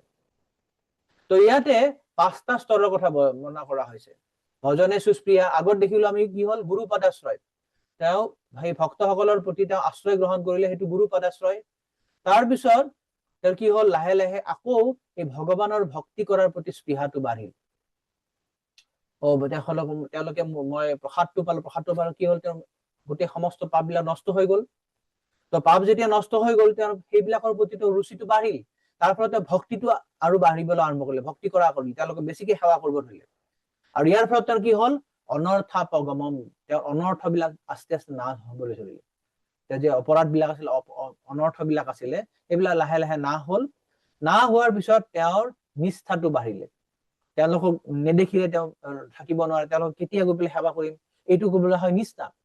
আমি সাধাৰণতে যে ভক্তি কৰো, প্ৰথমতে আমি ষোলমালা জপ কৰিবলৈ খুব কষ্ট হয়, মংগল আৰতি যাবলৈ খুব কষ্ট হয়। যেনেকে এটা সৰু শিশু যেতিয়া স্কুলত দিয়া হয়, প্ৰথমতে তাক স্কুলত নিবলৈ মাক দেউতাকৰ খুব কষ্ট, উঠা বিচনাৰ পৰা উঠা, গা ধোৱা, স্কুলৰ বেগটো ৰেডি কৰা, টিফিন লোৱা। কিন্তু কেইবছৰ মান বা 6 মাহ 7 মাহ মান যোৱাৰ পিছত ল'ৰাটো যে স্কুলত যেতিয়া মনটো বহে, এই নিজে নিজে মাক দেউতাক কয়, না আজি মই স্কুলত যাব লাগিব না। তো মাকে কয় আজি বন্ধ, না বন্ধ নাই, মই স্কুলত যাম। এইটোকে বোলে নিষ্ঠা। ঠিক তেনেকে আমাৰো কি হয়, ভক্তিৰ প্ৰতি যেতিয়া অনৰ্থ বিলাক যে নষ্ট হয়, যেতিয়া আমাৰ বেছি ধৰণৰ আগ্ৰহটো বাঢ়ে, তেতিয়া সেইটোকে বোলা হয় নিষ্ঠাৰ স্তৰ। আৰু নিষ্ঠাৰ পিছতে কি হয়, সেইটোৰ প্ৰতি আমাৰ ৰুচিটো আহে, টেষ্টটো, আমি সেইটো কৰি পেলাই বেছি আনন্দ পাওঁ। তো ইয়াতো নাৰদ মুনি কি হৈছিলে, তেওঁৰ নিষ্ঠাটো বাঢ়িছিলে। তো ইয়াতে খুব ধুনীয়াকে 25 নম্বৰ শ্লোকৰ ব্যাখ্যা কৰিছে যে বিশ্বনাথ চক্ৰৱৰ্তী ঠাকুৰে, যে তেওঁ যেতিয়া অনুমোদনটো পালে, তেতিয়া মই মাত্ৰ এবাৰ তেওঁলোকৰ পাতত থকা অলপমান অন্ন গ্ৰহণ কৰিছিলো। তেওঁলোকে প্ৰসাদ লৈছে, প্ৰসাদ লোৱাৰ পিছত যে পাতবিলাকত অলপ থাকে, তেওঁ কৈছে মই প্ৰসাদ লব পাৰো, লোৱা, কোনো অসুবিধা নাই। তো তেওঁ এই এবাৰ যে ললে, লোৱাৰ ফলত কি হল, তেওঁৰ ভক্তি জীৱনত যিমান পাপ বিলাক যে আছিল তাৰ হৃদয়ত, অপাস্ত কিল্লিশ, পাপ বিলাক নাশ হৈ গল। আৰু এইভাবে তেওঁ নাশ হোৱাৰ পিছত কি হল, লাহে লাহে ভক্তিৰ প্ৰতি তেওঁৰ ৰুচিৰ প্ৰজায়তে এবং প্ৰবৃত্তস্য, যে এনেকে তেওঁ যে ভক্তিত যে লাগি থাকিলে, তেওঁলোকৰ যে সেৱা কৰিলে, তেওঁলোকৰ যে প্ৰসাদ গ্ৰহণ কৰিলে, এই যে তেওঁ কামত যে লাগি আছিলে, লাগাৰ থাকত কি হল, লাহে লাহে তেওঁৰ ভক্তিটো ৰুচিৰ প্ৰজায়তে, ৰুচি মানে তেওঁৰ আগ্ৰহটো আৰু বেছি বাঢ়িবলৈ আৰম্ভ কৰিলে। তো শ্ৰী চৈতন্য চৰিতামৃতত খুব সুন্দৰ কথা এটা আছে অন্তলীলা, যে ভক্তপদ ধূলি, ভক্তপদ জল, ভক্তভুক্ত অৱশেষ, এই 3 মহাবল। যে ভগৱত ভক্তৰ চৰণাধৌত যে জল, ভগৱানৰ ভক্তৰ যে চৰণ ধূলি, আৰু ভক্তভুক্ত অৱশেষ মানে হৈছে ভক্তসকলৰ প্ৰসাদ, মহাপ্ৰসাদ, এইটো মহাবল বুলি কৈছে, এই 3টা মহাবল। তো এই 3 সেৱা হইতে কৃষ্ণ প্ৰেম হয়, পুনঃ পুনঃ সৰ্বশাস্ত্ৰে ফুকাৰিয়া কয়। যে এই 3-ৰ যদি সেৱা কৰা হয়, যে আমি যদি ভগৱত ভক্তৰ যদি চৰণ ধৌত কৰো, ভগৱানৰ ভক্তৰ যদি চৰণ ধুলি যদি আমি লওঁ, যদি ভগৱানৰ ভক্তৰ যদি উচ্ছিষ্ট আমি গ্ৰহণ কৰো, তেতিয়া কৈছে আমাৰ কৃষ্ণ প্ৰেম হব। এইটো কথা সকলো শাস্ত্ৰতে ফুকাৰি একদম লাউডলি কৈছে, লাউডলি কৈছে। তো ইয়াৰ পিছত আমি দেখিম প্ৰভুপাদে খুব ধুনীয়াকে ব্যাখ্যা কৰিছে। কোনোবা জনে পঢ়িব পাৰিব? পঢ়ক।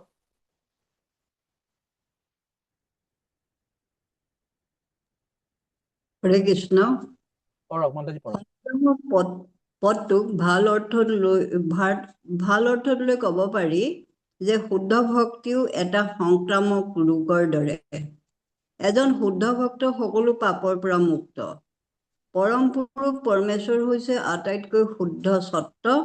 কোনো এজন ব্যক্তি যদি প্ৰকৃতিৰ গুণ তিনিটাৰ সংক্ৰামক প্ৰভাৱৰ পৰা একেদৰে সম্পূৰ্ণৰূপে মুক্ত হ'ব নোৱাৰে, তেনেহলে তেওঁ ভগৱানৰ শুদ্ধ ভক্ত হ'ব নোৱাৰে। শুদ্ধ ভক্তৰ সংক্ৰমণৰ অৰ্থ হ'ল পৰম পুৰুষ পৰমেশ্বৰৰ অপ্ৰাকৃত লীলাসমূহৰ প্ৰতি নিৰন্তৰ শুদ্ধ ভক্তিৰ যি স্বাদ সেয়া প্ৰাপ্ত কৰা। এই অপ্ৰাকৃত অনুৰাগে তৎক্ষণাৎ আন সকলো জড়বস্তুকে স্বাধীন কৰি তোলে। হৰে কৃষ্ণ। সংক্ৰামক মানে ইনফেকশন, ইনফেকচিয়াছ ডিজিজ। আমি জানো ইনফেকচিয়াছ ডিজিজ হলে আমি তাত যাব নালাগে। 2020 যে করোনা হৈছিলে আটাইতকৈ ইনফেকচিয়াছ ডিজিজ আছিলে। তো এই সংক্ৰামক পদটো প্ৰভুপাদে কৈছে যদি ভাল অৰ্থত ক'ব পাৰি, তেতিয়াহ'লে শুদ্ধ ভক্তি এটা সংক্ৰামক ৰোগৰ দৰে। আৰু এই সংক্ৰামক ৰোগৰ দ্বাৰা আমি মানে আক্ৰান্ত হোৱা উচিত। আমি শুদ্ধ ভক্তৰ সংগ কৰা উচিত, শুদ্ধ ভক্তৰ পদৰজ লোৱা উচিত। বিনা মহৎ পাদ ৰজ অভিষেকম। ৰঘুগণক কৈছিলে জড়ভৰতে, আমি যদি ভগৱত ভক্তিত উন্নতি কৰিব লাগে, তেতিয়াহ'লে আমি কোনো যজ্ঞ তপস্যা, কোনো ধৰণৰ দান হোম ব্ৰত এইবিলাকে ভগৱত ভক্তি কৰিব নোৱাৰো। বিনা মহৎ পাদ ৰজ অভিষেকম, যে মহৎ ভক্তৰ সেৱা বা তেওঁলোকৰ চৰণ ধুলিলে যেতিয়ালৈকে আমি অভিষিক্ত নহম, তেতিয়ালৈকে আমাৰ কেতিয়াও ভগৱত ভক্তি হ'ব নোৱাৰে। তো প্ৰভুপাদে এইটোৱে কৈছে যে শুদ্ধ ভক্তি এটা সংক্ৰামক ৰোগৰ দৰে। এজন শুদ্ধ ভক্ত সকলো পাপৰ পৰা মুক্ত, পৰম পুৰুষ পৰমেশ্বৰৰ আটাইতকৈ শুদ্ধ ভক্ত, শুদ্ধ সত্য তেওঁ। তো কোনো এজন ব্যক্তি যদি প্ৰকৃতিৰ গুণ তিনিটাৰ সংক্ৰামক প্ৰভাৱৰ পৰা একেদৰে সম্পূৰ্ণৰূপে মুক্ত হ'ব নোৱাৰে, তেনেহ'লে তেওঁ ভগৱানৰ শুদ্ধ ভক্ত হ'ব নোৱাৰে। তো এইকাৰণেই আমাৰ প্ৰয়োজন হৈছে আমি এনেকুৱা ধৰণৰ শুদ্ধ ভক্ত সদায় সংগ কৰাৰ চেষ্টা কৰিব লাগে। আৰু শুদ্ধ ভক্তৰ গুণৰ সংক্ৰমণৰ অৰ্থটো কি? ইনফেকশ্যনৰ অৰ্থটো কি? ইনফেকশ্যনৰ অৰ্থটো হৈছে যে তেওঁলোকৰ শ্ৰীমুখৰ পৰা ভগৱানৰ যে অপ্ৰাকৃত লীলা আছে সেইবিলাক নিৰন্তৰ আমি শ্ৰৱণ কৰা, সকলো সময়তে আমি শ্ৰৱণ কৰি থাকিব লাগে। সেইটো আমি শ্ৰীমদ ভাগৱতৰ বিভিন্ন যিবিলাক আমাৰ চৰিত্ৰবিলাক আছে তেওঁলোকৰ গুণৰ পৰা আমি পাওঁ। ধ্ৰুৱ মহাৰাজ, প্ৰহ্লাদ মহাৰাজ, বৃত্তাসুৰ, পৃথু মহাৰাজ, সকলোৱে এই একেটা কথাৰ ওপৰতে জোৰ দিছে যে আমি ভগৱানৰ ভক্তৰ শ্ৰীমুখৰ পৰা যেন ভগৱানৰ কথা নিৰন্তৰ আমি শ্ৰৱণ কৰিব পাৰো। ইয়া নিবৃত্তিস্ত নবিতা তব পাদ পদ্ম ধ্যানাত ভৱজ্জন কথা শ্ৰৱণেন বাস্যাদ। ধ্ৰুৱ মহাৰাজে প্ৰাৰ্থনা কৰিছে ভগৱানক যে ভগৱান, মোৰ মাত্ৰ দুটা বস্তুৰ ওপৰতে বা দুটা বস্তুৱে মোক কেৱল লাগে, হয় মোৰ মন যেন তোমাৰ শ্ৰীপাদ পদ্মৰ যদি ধ্যান কৰিব পাৰো, আৰু নহলে তোমাৰ শুদ্ধ ভক্তৰ সংগত থাকি মই যেন তোমাৰ কথা শ্ৰৱণ কৰিব পাৰো। এইটো তেওঁ নিজে ব্যাখ্যা কৰিছে, তেওঁ নিজৰ যিটো ইচ্ছা এইটো প্ৰকট কৰিছে। সেইকাৰণে যেতিয়ালৈকে আমি এই ভগৱানৰ শুদ্ধ ভক্তৰ সংগত ভগৱানৰ লীলাসমূহ নিৰন্তৰ শ্ৰৱণ নকৰো, তেতিয়ালৈকে আমাক কি কৰিব? জৰা প্ৰকৃতিৰ যে গুণ বিলাকৰ ইনফেকশ্যনে আমাক সদায় ইনফেক্টেড কৰি ৰাখিব। হ'ল? তো প্ৰভুপাদে ইয়াতে আৰু এটা কথা কৈছে,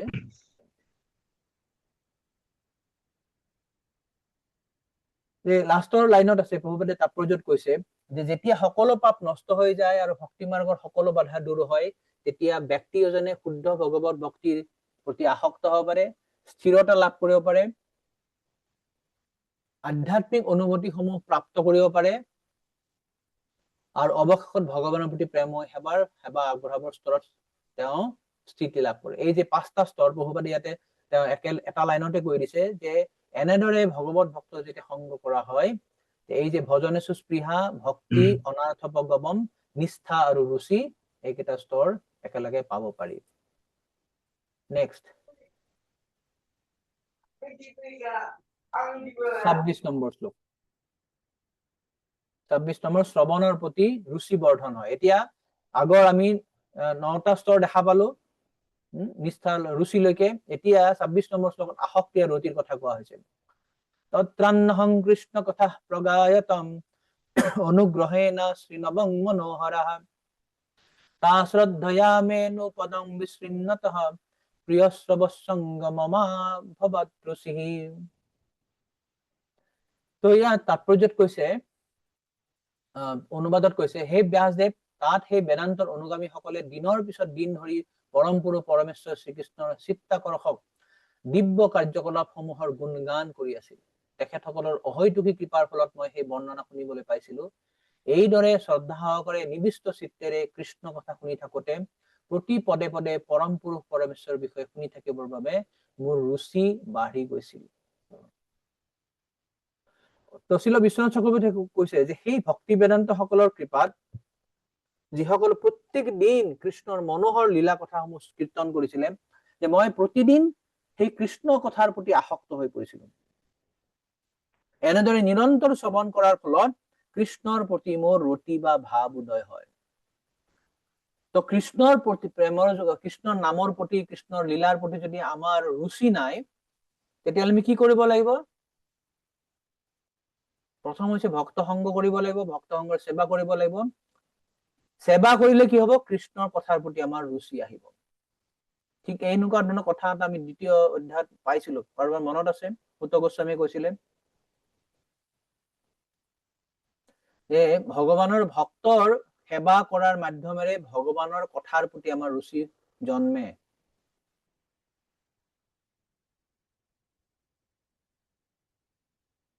মনত আছে শ্লোকটো? 2য় অধ্যায় 16 নম্বৰ শ্লোক। শুশ্ৰূষু সদ্য দানস্য বাসুদেব কথা ৰুচি সাত মহৎসেবয়া বিপ্ৰা পুণ্যতীৰ্থ নিসেবনা। শুশ্ৰূষু সদ্য দানস্য বাসুদেব কথা ৰুচি। বাসুদেৱৰ কথাৰ প্ৰতি আমাৰ ৰুচি তেতিয়া আহিব যেতিয়ালৈকে আমি শুদ্ধ ভক্তৰ সংগ নকৰো, তেওঁলোকে সেৱা নকৰো। শুশ্ৰূষু সদ্য দানস্য বাসুদেৱ কথা ৰুচি সাত মহৎসেবয়া বিপ্ৰা। মহৎ সেৱা, যেতিয়া আমি মহৎ ভক্ত, উত্তম ভক্ত, শুদ্ধ ভক্ত, ভক্তি বেদান্ত সকলৰ যেতিয়া সেৱা কৰিম, তেতিয়া আমি কি হব? ভগৱানৰ কথাৰ প্ৰতি আমাৰ ৰুচি জন্মে। সেই কথাটো ইয়াত হৈছে, এটা নাৰদ মুনিৰ সেইটো হৈছে। তেওঁ কৈছে প্ৰিয় সৰ্বস্ব অংগ মম অভৱত ৰুচি, মোৰ ৰুচি জন্মিছে। ৰুচি মানে ইয়াতে বিশ্বনাথ চক্ৰৱৰ্তীয়ে কৈছে, ৰুচি মানে একচুৱেলি এইটো ৰতি হৈছে। তেওঁ ৰুচিৰ স্তৰটো আগতেই হৈ গৈছে। আমি ইয়াৰ আগৰ শ্লোকত 25 নম্বৰ শ্লোকত আহি পাইছো নহয়, ৰুচিৰ স্পদায়তে তদ্ধৰ্ম এবাত্ম ৰুচিৰ স্পদায়ত। তাতেই আগৰ শ্লোকতে ব্যাখ্যা কৰা হৈছে, তেওঁৰ ৰুচি পৰ্যন্ত তেওঁ তাত আহি গৈছিলে। তো ৰুচি যেতিয়া হৈছে, তেওঁ যেতিয়া মানে টেষ্টটো পাইছে ভগৱানৰ কথা শুনাৰ কাৰণে, তাৰপিছত তেওঁ কি হল? এতিয়া 26 নম্বৰ শ্লোকত ব্যাখ্যা কৰা হৈছে যে প্ৰতিদিন তেওঁ এই কথা শুনিছে। শুনোতে শুনোতে শুনোতে শুনোতে কি হৈছে? তেওঁ এতিয়া ভগৱানৰ কথাৰ প্ৰতি তেওঁ ৰতি বাঢ়িছে। দুটা কথা আছে ইয়াতে। ইয়াত বিশ্বনাথ চক্ৰৱৰ্তী ঠাকুৰে কৈছে যে তেওঁৰ ইয়াতে শ্ৰদ্ধা হৈছে। এক মিনিট, সৰি,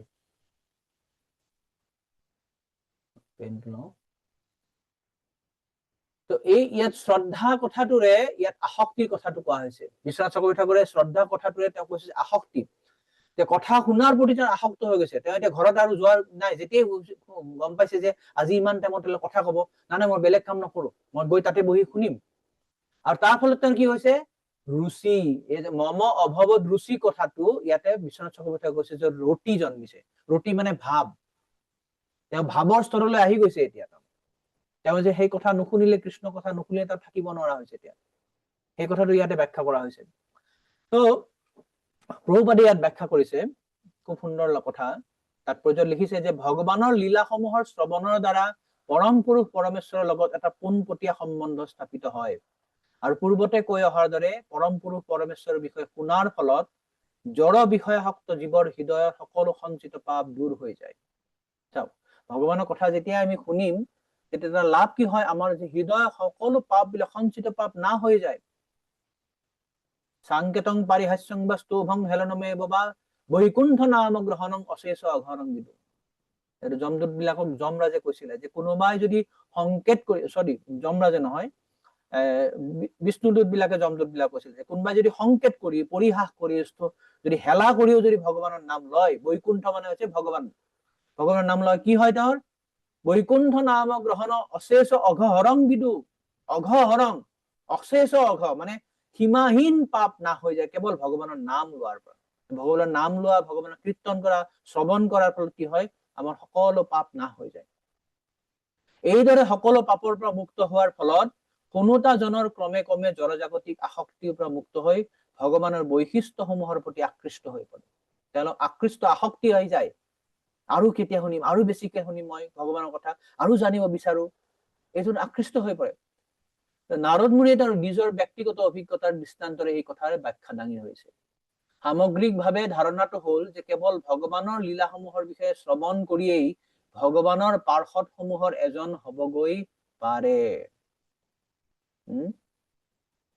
তো আমি দেখা পাওঁ যে কেৱল কৃষ্ণৰ নাম, গুণ, ৰূপ, লীলা শ্ৰৱণ কৰি আকৰ্ষিত হোৱাৰ বহুত উদাহৰণ আছে। যেনে ৰুক্মিণী দেৱী, প্ৰহ্লাদ মহাৰাজ যেতিয়া মাতৃগৰ্ভত আছিলে তেতিয়াতো কৃষ্ণ কথা শুনিছিলে, তেতিয়াতো কৃষ্ণ ভক্ত হৈ গৈছিলে। দশম স্কন্ধত আমি পাম ব্ৰাহ্মণ পত্নী বিলাকে কেৱল কৃষ্ণৰ কথা শুনিছিলে, তেওঁৰ ৰূপৰ কথা, তেওঁৰ গুণৰ কথা, তেওঁ সুন্দৰ লীলা বিলাকৰ কথা শুনিয়ে তেওঁলোক আকৃষ্ট হৈ গৈছিলে। কেতিয়া আমি কৃষ্ণ দৰ্শন পাম? পৰীক্ষিত মহাৰাজ, সুখদেৱ গোস্বামী। তো ৰুক্মিণী দেৱীৰ খুব সুন্দৰ এটা শ্লোকত তেওঁ কৈছে, যেতিয়া তেওঁ ৰুক্মিণী দেৱীয়ে ব্ৰাহ্মণজনক পঠাইছিলে কৃষ্ণৰ ওচৰত, তেওঁ এখন পত্ৰ লিখিছিলে, চিঠি এখন লিখিছিলে, লাভ লেটাৰ। তাত তেওঁ লিখিছে, শ্ৰুতা গুণান ভুৱন সুন্দৰ শ্ৰীন্নতাংতে নিৰ্বিশ্বকৰ্ণ বিবৰৈ হৰতংগ তাপম। শ্ৰুতা গুণান ভুৱন সুন্দৰ শ্ৰীন্নতাংতে, হে ভুৱন সুন্দৰ কৃষ্ণ, তোমাৰ সেই যে অপ্ৰাকৃত গুণ বিলাক শুনি কি হৈছে? নিৰ্বিশ্বকৰ্ণ বিবৰৈ হৰতংগ তাপম, যে আমাৰ শৰীৰৰ যে, আমাৰ জড় জগতৰ যিমান তাপ আছে, ক্লেশ আছে, এই ক্লেশ বিলাক না হৈ গৈছে কেৱল তোমাৰ গুণ বিলাক শুনিয়েই। ৰূপং দৃশাং দিশিতমতা খিলাৰ্থ লাভং তয়ুচ্যুতা বিশতি চিত্তং অপত্ৰপম মে।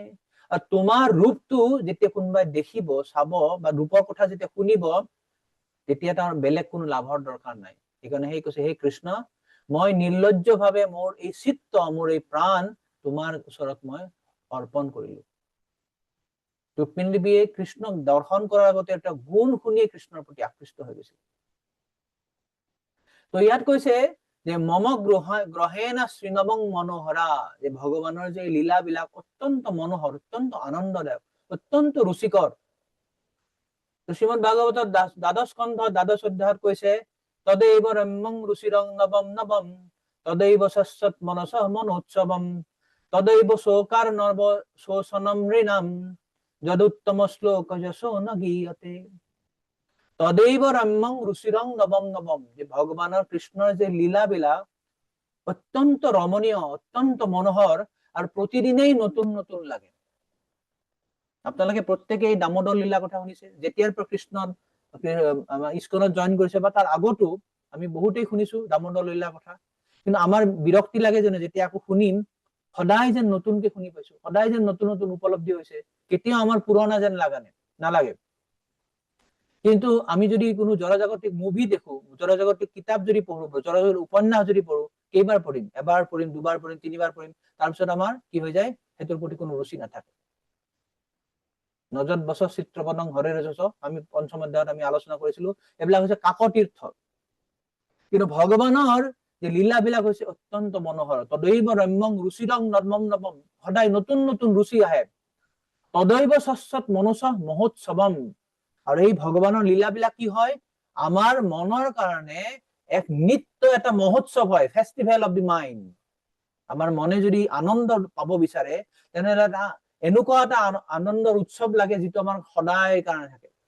জড়জাগতিক আমাৰ আনন্দ বিলাকে, বিহুৰ পাৰ্টি, যে বহাগ বিহুৰ পাৰ্টি যে হয়, গোটেই অসমত একদম 7 দিন 10 দিন ধৰি চলি থাকে, বিভিন্ন ধৰণৰ পাৰ্টি বিলাক কিছুদিনৰ কাৰণে, কিছুক্ষণৰ কাৰণে। কিন্তু আমাৰ মনে যদি শাশ্বত আনন্দ পাব বিচাৰে, সনাতন নিয়মীয়া যদি আনন্দ পাব বিচাৰে, ফেষ্টিভেল যদি লাগে, এইটো হৈছে কৃষ্ণ কথা। সেইটো হৈছে তদৈব সস্যৎ, সস্যৎ মানে নিৰন্তৰ ভাৱে মনস মহোৎসৱম, মনৰ কাৰণে মহোৎসৱ হয়। আৰু এইটো শুনাৰ পৰা আমাৰ কি হয়? তদৈব চৌকাৰ নৱ শোচনং ঋণাম। এই ভগৱানৰ কথা শুনাৰ ফলত আমাৰ কি হয়? আমাৰ যে শোকৰ সাগৰখন আছে একেবাৰে শুকাই যায়। কি কৰিলে? যদুত্তম শ্লোক যশ অনুগীয়তে, যে এই উত্তম শ্লোক ভগৱান কৃষ্ণৰ যেতিয়া যশ আমি যদি অনুগীয়তে নিৰন্তৰ যেতিয়া শ্ৰৱণ কীৰ্তন কৰিম, তেতিয়া আমাৰ সকলো ধৰণৰ শোকৰ সাগৰ শুকাই যাব। সেইকাৰণে ভগৱানৰ লীলা, ভগৱানৰ ৰূপ গুণ এইবিলাক আমি শুনা অত্যন্ত দৰকাৰ। আৰু ভগৱানৰ ভক্ত সেইটোৱে কৰে। সকলো সময়তে ভগৱানৰ ভক্ত কি কৰে? একেলগে শুনি বহি পেলাই ভগৱানৰ কথা আলোচনা কৰে। তো প্ৰভুপাদে লাষ্টত লিখিছে যে শ্ৰী নাৰদে তেওঁৰ পূৰ্বজন্মত শুদ্ধ ভক্তসকলৰ পৰা, ভক্তি বেদান্ত সকলৰ পৰা শুনাৰ দৰে ভগৱানৰ দিব্য লীলাসমূহৰ বিষয়ে যথাযথ ব্যক্তিৰ পৰা কেৱল শ্ৰৱণ কৰিয়েই জীৱনৰ চৰম পৰিপূৰ্ণতা লাভ কৰিব পাৰি। এইটো প্ৰভুপাদৰ মনোভাৱ ইয়াত প্ৰকাশ পাইছে যে আমাৰ মনোভাৱ তেনেকুৱা হ'ব লাগে যে আমি জীৱনত কেনেকে উন্নতি সিদ্ধি লাভ কৰিব পাৰো? শুদ্ধ ভক্তসকলৰ মুখৰ পৰা ভগৱানৰ কথা শ্ৰৱণ কৰাৰ মাধ্যমেৰে। যেতিয়া আমাৰ জীৱন পাৰফেক্ট হ'ব, পৰিপূৰ্ণতা হ'ব। ভক্তসকলৰ সংগত থাকি এনেদৰে শ্ৰৱণ কৰা পদ্ধতিটো এই কণ্ডলৰ যুগৰ ক্ষেত্ৰত বিশেষভাৱে অনুমোদিত। এই যে কলিযুগটো কলহৰ যুগ, কণ্ডলৰ যুগ।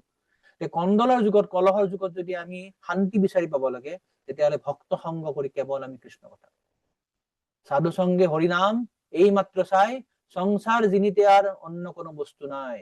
সংসাৰ যদি জিনিব লাগে তেতিয়াহ'লে আমি সাধু সংগত হৰিনাম কৰা, কৃষ্ণ নাম কৰা, এইটোৱে আমাৰ কাৰণে অত্যন্ত গুৰুত্বপূৰ্ণ। তো ইয়াৰ পিছত এইটো 26 নম্বৰ শ্লোকত আসক্তি আৰু ৰতি হল। ইয়াৰ পিছত 27 নম্বৰ আৰু 27, 28, 29 তিনিটা শ্লোকত প্ৰেমৰ স্তৰৰ কথা কোৱা হ'ব, তেতিয়া প্ৰেম উদয় হৈছে। তো 27 নম্বৰ শ্লোকত অনুবাদটো পঢ়িছো। হে মহৰ্ষি, পৰমেশ্বৰ ভগৱানৰ প্ৰতি ৰুচি উপজাৰ পৰাই ভগৱানৰ মহিমা শ্ৰৱণ কৰিবৰ বাবে মোৰ মনটো একাগ্ৰ হৈ পৰিল, স্থিৰ হৈ পৰিল। সেই ৰুচি আৰু বাঢ়ি যোৱাৰ লগে লগে মই বুজিব পাৰিলো যে মোৰ অজ্ঞানতাৰ ফলতহে মই এই সূক্ষ্ম আৰু স্থূল দেহ গ্ৰহণ কৰিবলগীয়া হৈছে, কাৰণ প্ৰকৃততে ভগৱান আৰু মই এই উভয়েই চিন্ময়। তো ইয়াতে খুব গুৰুত্বপূৰ্ণ শব্দ এটা হৈছে অস্খলিতা মতিহি। অস্খলিতা মতি মানে অবিচলিত বুদ্ধি। যেতিয়া তেওঁ বুজি পালে, যেতিয়া তেওঁ নিষ্ঠাৰ স্তৰ আহি উপনীত হল, আসক্তি হল, ৰতি হল, ভগৱানৰ কথা প্ৰতি তেওঁৰ অত্যন্ত নিবিড় সম্বন্ধ এটা হল, তেতিয়া তেওঁৰ ভক্তি একদম ফিক্স হৈ গল। এটোকে কোৱা হয়, ভগৱত গীতাত কৃষ্ণই কৈছে ব্যৱসায়াত্মিকা বুদ্ধি, one pointed intelligence, one pointed devotion. যেনেকে আমি দেখো ঘোঁৰাৰ এই চকুৰ দুইফাল দুটা মানে কাগজ বা কিবা লগাই দিয়ে নহয়, কিয় এইটো কৰে? ঘোঁৰাই যদি বেলেগ ফালে দেখিলে যে তাৰ মনটো গুচি নাযায়। ঠিক তেনেকে শুদ্ধ ভক্তসকলৰ মতি বা বুদ্ধি কি হয়? অবিচলিত হয়। অস্খলিতা মতিহি, অস্খলিতা মতি। তো এইটোৱে কৈছে প্ৰভুপাদে বিশ্বনাথ চক্ৰৱৰ্তী ঠাকুৰে 27 নম্বৰ শ্লোকত তাৎপৰ্য খুব ধুনীয়া ব্যাখ্যা কৰিছে তেওঁ, যে এইভাৱে তেওঁ যেতিয়া খুব সুন্দৰ এটা টেষ্ট এটা পালে, ৰুচি এটা পালে, তেওঁৰ বুদ্ধিটো একদম ফিক্সড হৈ গল, ষ্টেডিলি ফিক্সড হৈ গল। আৰু ইয়াৰ পাছত তেওঁ দেখিবলৈ পালে যে এই যে জড় দেহ বা জড় প্ৰকৃতি বা সূক্ষ্ম দেহ, এইটোৰ পাৰ্থক্যটো তেওঁ বুজি পালে। আৰু তেওঁ বুজি পালে যে মোৰ যে এই দেহটো আছে, স্থূল শৰীৰ যে আছে, যে ভূমিৰ আপ নলবায়ু দি পেলাই মোৰ স্থূল শৰীৰটো যে তৈয়াৰ হৈছে, এইটো মোৰ ইন্দ্ৰিয় তৃপ্তিত লগোৱাটো আচল বুদ্ধিমানৰ কাজ নহয়। এইটোক মই ভগৱানৰ সেৱাত লগাব লাগে। তেওঁ কেনেদৰে লগাইছিলে? যে তেওঁ ভক্তি বেদান্ত সকলৰ পূজাত সেৱা সহায় কৰাৰ কাৰণে পানী অনা, ফুল তোলা, কাপোৰ ধুই দিয়া, বিভিন্ন ধৰণৰ এইবিলাক কামবিলাক যিটো স্থূল শৰীৰে কৰিব পাৰি, এনেদৰে তেওঁৰ নিজৰ স্থূল ইন্দ্ৰিয় বিলাকক ভগৱানৰ সেৱাত নিযুক্ত কৰিছিলে। আৰু সূক্ষ্ম ইন্দ্ৰিয়ক মন বুদ্ধি অহংকাৰ কেনেকে নিযুক্ত কৰিছিলে? সকলো সময়তে ভগৱানৰ কথা চিন্তা কৰা, ভগৱানৰ কাৰণে প্লেন কৰা, ভগৱানৰ কথা মনন কৰা, চিন্তন কৰা।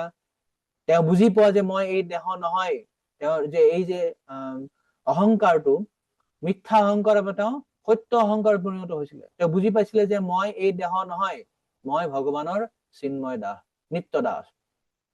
এনেদৰে তেওঁৰ সূক্ষ্ম দেহটোকো ভগৱানৰ সেৱাত নিযুক্ত কৰিছিলে। তো তেওঁ এটা খুব সুন্দৰ কথা কৈছে বিশ্বনাথ চক্ৰৱৰ্তী ঠাকুৰে, যে এই যে ৰতি তেওঁ যেতিয়া বিকশিত হল, ভগৱানৰ প্ৰতি যে ৰতি বাঢ়িলে, আসক্তি ৰতিৰ স্তৰ যেতিয়া আহি গল, তো তেতিয়া মনটো আৰু ইন্দ্ৰিয়বিলাক কি হ'ল বাকী কোনো ধৰণৰ কামত নিযুক্ত হোৱাতকে কেৱল ভগৱানৰ সেৱাত নিযুক্ত হৈ গ'ল। সেইটোৱে ধ্ৰুৱ মহাৰাজে খুব সুন্দৰকে ব্যাখ্যা কৰিছিল যে তেওঁ কৈছে যে যেতিয়ালৈকে আমি আমাৰ ইন্দ্ৰিয়বিলাক ভগৱানৰ সেৱাত নিযুক্ত নকৰো তেতিয়ালৈকে সেই ইন্দ্ৰিয়বিলাক সুপ্ত অৱস্থাত থাকে।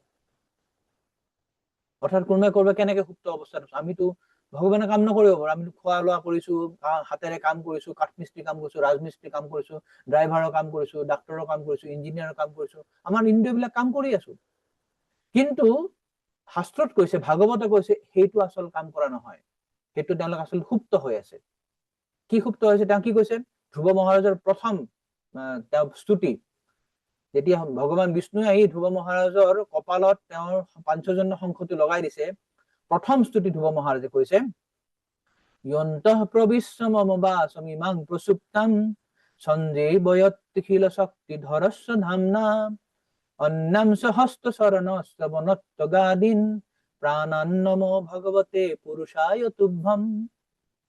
তেওঁ কৈছে য়ন্তঃ প্ৰবিশ্য মম বাসমিমাং প্ৰসুপ্তাং, যে হে ভগৱান আপুনি মোৰ ভিতৰত প্ৰৱেশ কৰাৰ ফলত কি হৈছে, মম বাস ইমাং প্ৰসুপ্তাম, মোৰ যে এই যে কথা কোৱাৰ শক্তিটো ইমান দিন সুপ্ত হৈ আছিলে, শুই আছিলে। কিয় শুই আছিলে, কাৰণ মই আপোনাৰ কোনো গুণকীৰ্তন কৰা নাছিলো। যি মুহূৰ্ততে আপুনি মোৰ ভিতৰত প্ৰৱেশ কৰিলে তেতিয়া মোৰ এই সুপ্ত ইন্দ্ৰিয়বিলাক কি হল, জাগৃত হৈ উঠিলে। য়ন্তঃ প্ৰবিশ্য মম বাসম ইমাং প্ৰসুপ্তাম সঞ্জীৱয়তি, এইবিলাক যেন আকৌ প্ৰাণ পাই উঠিল। হে অখিল শক্তি ধৰ, আপুনি যেতিয়া প্ৰৱেশ কৰিছে তেতিয়া মোৰ এই ইন্দ্ৰিয়বিলাক কি হল, জাগ্ৰত হৈ উঠিল। অন্যাংশ হস্ত চৰণ, অকল মোৰ কথা কোৱা শক্তিটোৱে নহয়, মোৰ হস্ত, মোৰ হাত, মোৰ ভৰি, মোৰ শ্ৰৱণ কৰা, আনকি মোৰ ছাল, ত্বক আদি এই সকলোবিলাক ইন্দ্ৰিয়বিলাক জাগ্ৰত হৈ উঠিল। সেইকাৰণে হে ভগৱান প্ৰাণান্নম ভগৱতে পুৰুষায়, মই তোমাক প্ৰণাম কৰো।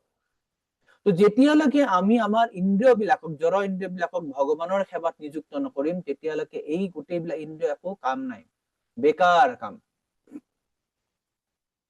এইটো আমি তৃতীয় স্কন্ধত 6ষ্ঠ অধ্যায়ত 36 নম্বৰ শ্লোকতো দেখা পাম। মৈত্ৰেয়ীয়ে তাত কব যে মৈত্ৰেয়ীয়ে যেতিয়া ব্যাখ্যা কৰিছে বিদুৰৰ আগত, কৰি পেলাই কৈছে আচলতে মই কিছু একোৱে নাজানো, তথাপি মোৰ যিমানখিনি বুদ্ধি আছে মই তোমাক কব চেষ্টা কৰিম। যদি মই নকওঁ তেতিয়াহলে মোৰ এই কথা কোৱাৰ শক্তিটো অসতি হৈ যাব, ব্যভিচাৰী হৈ যাব।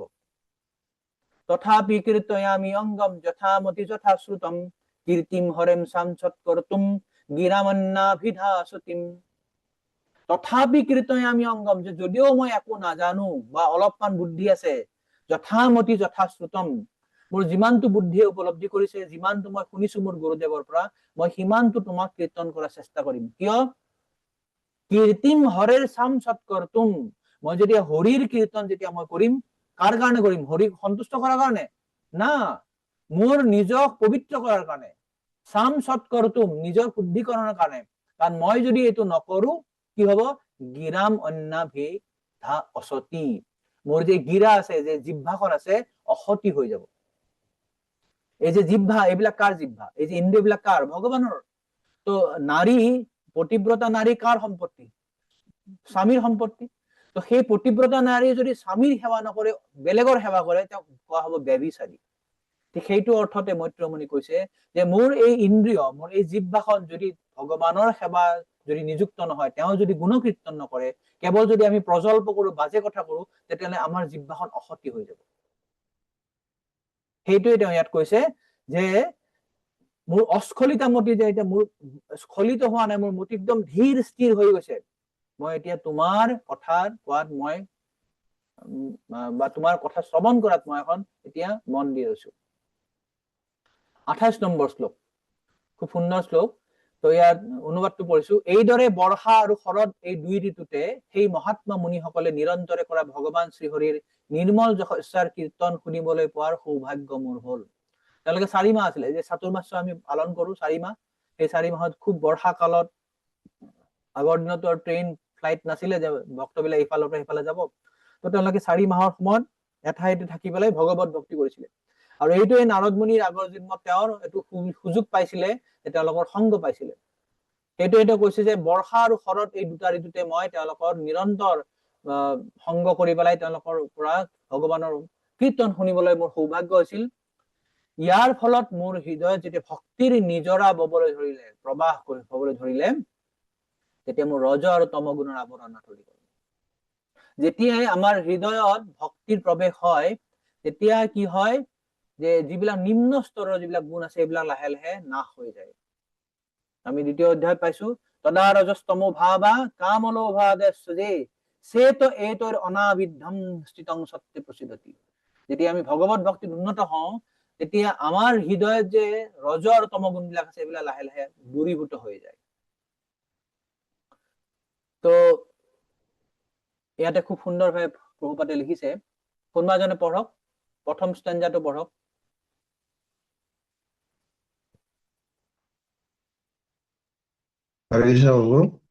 পঢ়ক বাবু। মই 28টো পঢ়িছো না বাবু? এই যে আপোনাৰ স্লাইডত আছে, প্ৰথম পেৰাটো পঢ়ক আগতে। পৰমেশ্বৰৰ প্ৰতি এক অপাৰ্থিৱ প্ৰেমময় ভক্তি সেৱা লাভ কৰিবৰ বাবে সকলো জীৱৰে এটা স্বাভাৱিক প্ৰবৃত্তি আছে। প্ৰত্যেক জীৱৰ অন্তৰতে ভক্তিৰ প্ৰবৃত্তি প্ৰভু স্লাইডৰ পৰা পঢ়ক, স্লাইডত আছে, আপুনি স্লাইডত দেখা পাইছে? প্ৰভু পঢ়ি আছো ৰ'ব। কিতাপৰ পৰাই আছে, মই অকমান মিলাই পেলাই দিছো। পৰমেশ্বৰ ভগৱানক ভাল পোৱা এটা স্বাভাৱিক প্ৰবৃত্তি প্ৰতিটো জীৱৰে আছে। সকলোৰে অন্তৰত সেই প্ৰৱণতাটো সুপ্ত অৱস্থাত থাকে, কিন্তু জড় প্ৰকৃতিৰ সংগৰ প্ৰভাৱত অনাদি কালৰ পৰাই সেয়া ৰজ আৰু তম গুণৰ আচ্ছাদিত কৰি ৰাখে। নদী এখন যেনেকৈ এইটো আলোচনা কৰিলো আমি। তো ইয়াত কি কৈছে প্ৰভুপাদে, যে পৰমেশ্বৰ ভগৱানক ভাল পোৱাৰ যে প্ৰবৃত্তি সকলোৰে থাকে। এনেকুৱা নহয় যে আমি কষ্ট কৰি পেলাই ইস্কনত জইন কৰিলে আমি ভগৱানক ভাল পাব পাৰিম, বা ইস্কনত জইন কৰিলে আমি কৃষ্ণ ভক্তি হৰে কৃষ্ণ নকৰিলে কৃষ্ণক ভাল পাব নোৱাৰিম, এনেকুৱা নহয়। ভগৱানক ভাল পোৱাৰ যিটো প্ৰবৃত্তি, এই প্ৰবৃত্তি সকলোৰে জীৱৰে আছে, কিন্তু এইটো কি হৈ থাকে, ৰজতম গুণে আমাক সেইটো আচ্ছাদিত কৰি থাকে, কাভাৰ কৰি ৰাখে। এই প্ৰৱণতাটো, প্ৰবৃত্তিটো সুপ্ত অৱস্থাত থাকে। তো এইটো চৈতন্য চৰিতাত কৈছে ধুনীয়াকে, যে নিত্য সিদ্ধ কৃষ্ণ প্ৰেম সাধ্য কভু নয়। নিত্য সিদ্ধ এই কৃষ্ণ প্ৰেমটো হৈছে এনি টাইম, এইটো সিদ্ধ বস্তু, মানে এইটো এনি টাইম এটা ইটছ এ ট্ৰুথ, এটা সত্য বস্তু। এইটো সাধ্য কব নহয়। সাধ্য কব নহয় মানে এইটো আমি কিবা খুব কষ্ট কৰি পেলাই, জপ তপ কৰি পেলাই, বা তপস্যা কৰি হোম কৰি পেলাই তাক অৰ্জন কৰিব লাগিব, সেই আমাৰ কৃষ্ণ প্ৰেমটো, এনেকুৱা নহয়।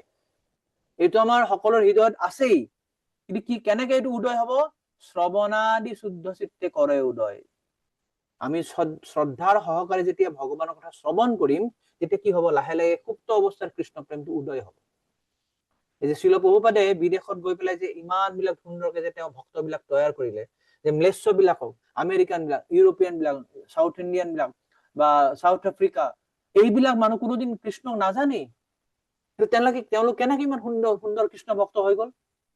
এইটোৱে প্ৰমাণ যে সকলোৰে হৃদয়ত ভগৱানৰ প্ৰতি ভাল পোৱাৰ এটা প্ৰৱণতা আছে, কিন্তু সেইটো সুপ্ত অৱস্থাত আছে, ডৰমেণ্ট অৱস্থাত আছে।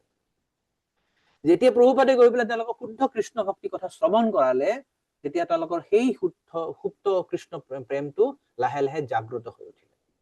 সেইটো ইয়াত কৈছে যে আমি কেৱল সকলোকে সুযোগটো দিব লাগে। সেইকাৰণে যে কোৱা হয় আমি প্ৰচাৰ কৰিব লাগে, সকলোকে আমি শুদ্ধভাৱে কৃষ্ণ কথা শ্ৰৱণ কৰাৰ সুযোগটো দিব লাগে।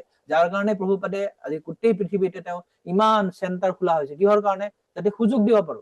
গ্ৰন্থ বিতৰণ কৰা আছে, এতিয়া গ্ৰন্থ মেৰাথন চলি আছে, আমি সকলোকে যদি কৃষ্ণ কথা শ্ৰৱণ কৰাৰ সুযোগ দিব পাৰো, তাৰ ফলত কি হব? তেওঁলোকৰ সুপ্ত কৃষ্ণ ভাৱনামৃতটো জাগ্ৰত হৈ উঠিব। নেক্সট পঢ়ক প্ৰভু, নেক্সট পেৰাগ্ৰাফটো।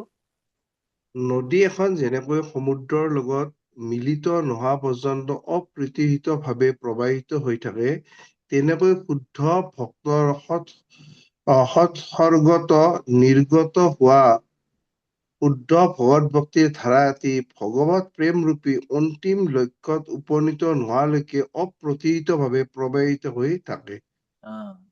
তো প্ৰভুপাদে ইয়াতে উপমা দিছে যে নদী এখন যেনেকে গৈ থাকে, নদী এখন যেতিয়া পাহাৰৰ পৰা নামি আহে, যেতিয়ালৈকে সমুদ্ৰত মিলি নাযায় তেতিয়ালৈকে সেইটো কোনেও বাধা দিব নোৱাৰে। যেনেকে হওক যিমান বাধা বিপত্তি আহিলেও সেই আকৌ ফালি চালি পাহাৰ ফালি গাঁও ফালি যত যিমান বাধা নাহে গৈ পেলাই সমুদ্ৰত মিলিবই। ঠিক তেনেকে শুদ্ধ ভক্তৰ সংগত যেতিয়া আমি শুদ্ধ ভক্তি কৰাৰ এটা যদি সুযোগ পাওঁ, আমাৰ হৃদয় যেতিয়া শুদ্ধ ভক্তি জাগ্ৰত হব, সেইটোৰ ক'ত গৈ মিলিব? যেতিয়ালৈকে গৈ একদম অন্তিম লক্ষ্য অৰ্থাৎ কৃষ্ণ প্ৰেম নোপোৱালৈকে আমাৰ ভক্তি অপ্ৰতিহতভাৱে চলি থাকিব।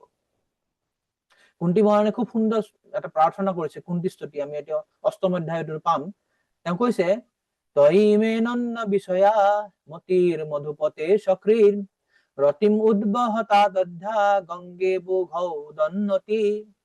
যে হে ভগৱান, হে মধুপতি, তই মে নন্ন বিষয়া, যে তোমাৰ প্ৰতি মোৰ অনন্য যিটো ভাৱ, ভক্তিৰ ভাৱটো এইটো যে নিৰন্তৰ গৈ থাকে, ৰতিম অচকৃত, অচকৃত মানে নিৰন্তৰ।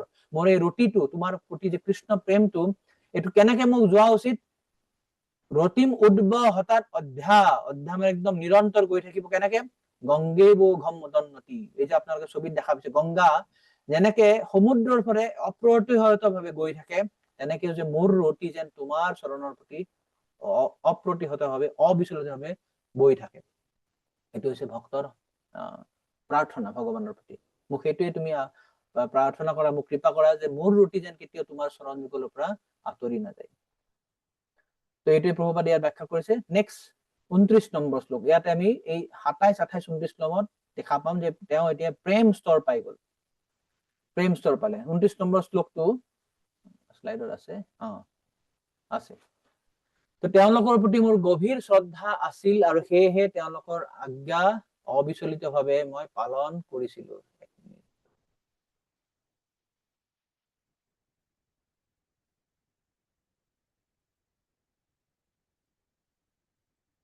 ওকে, তস্যৈবং মে অনুৰক্তস্য প্ৰসৃতস্য হতৈন সহ শ্ৰদ্ধাদানস্য বালস্য দান্তস্যানুসৰস্য চ। তেওঁলোকৰ প্ৰতি মোৰ গভীৰ শ্ৰদ্ধা আছিল আৰু সেয়েহে তেওঁলোকৰ আজ্ঞা অবিচলিতভাৱে পালন কৰিছিলো। তো অনুবাদত কৈছে, সেই ঋষিসকলৰ প্ৰতি মই অত্যন্ত অনুৰক্ত আছিলো, মই বিনীত আছিলো আৰু তেখেতসকলৰ সেৱা কৰাৰ ফলত মোৰ সকলো পাপ দূৰ হৈছিল। মোৰ অন্তৰত তেখেতসকলৰ প্ৰতি পৰম শ্ৰদ্ধা আছিল। মই মোৰ ইন্দ্ৰিয়সমূহ সংযত কৰি ৰাখিছিলো আৰু মোৰ দেহ আৰু মনেৰে তেখেতসকলৰ আজ্ঞা পালন কৰিছিলো। তো চাওক, ইয়াতে নাৰদ মুনি আৰু কিছুমান গুণৰ কথা কোৱা হৈছে। আমি প্ৰথম শ্লোকতে আলোচনা কৰিছিলো 24 নম্বৰত, যে ভক্তি বেদান্ত সকলে নাৰদক কৃপা কৰিছিলে। প্ৰথম কৃপা কৰাৰ ফলত তেওঁৰ কিছুমান গুণ আহিছিলে, আমি গুণবিলাক দেখা পাইছিলো। কি কি গুণ আছিলে?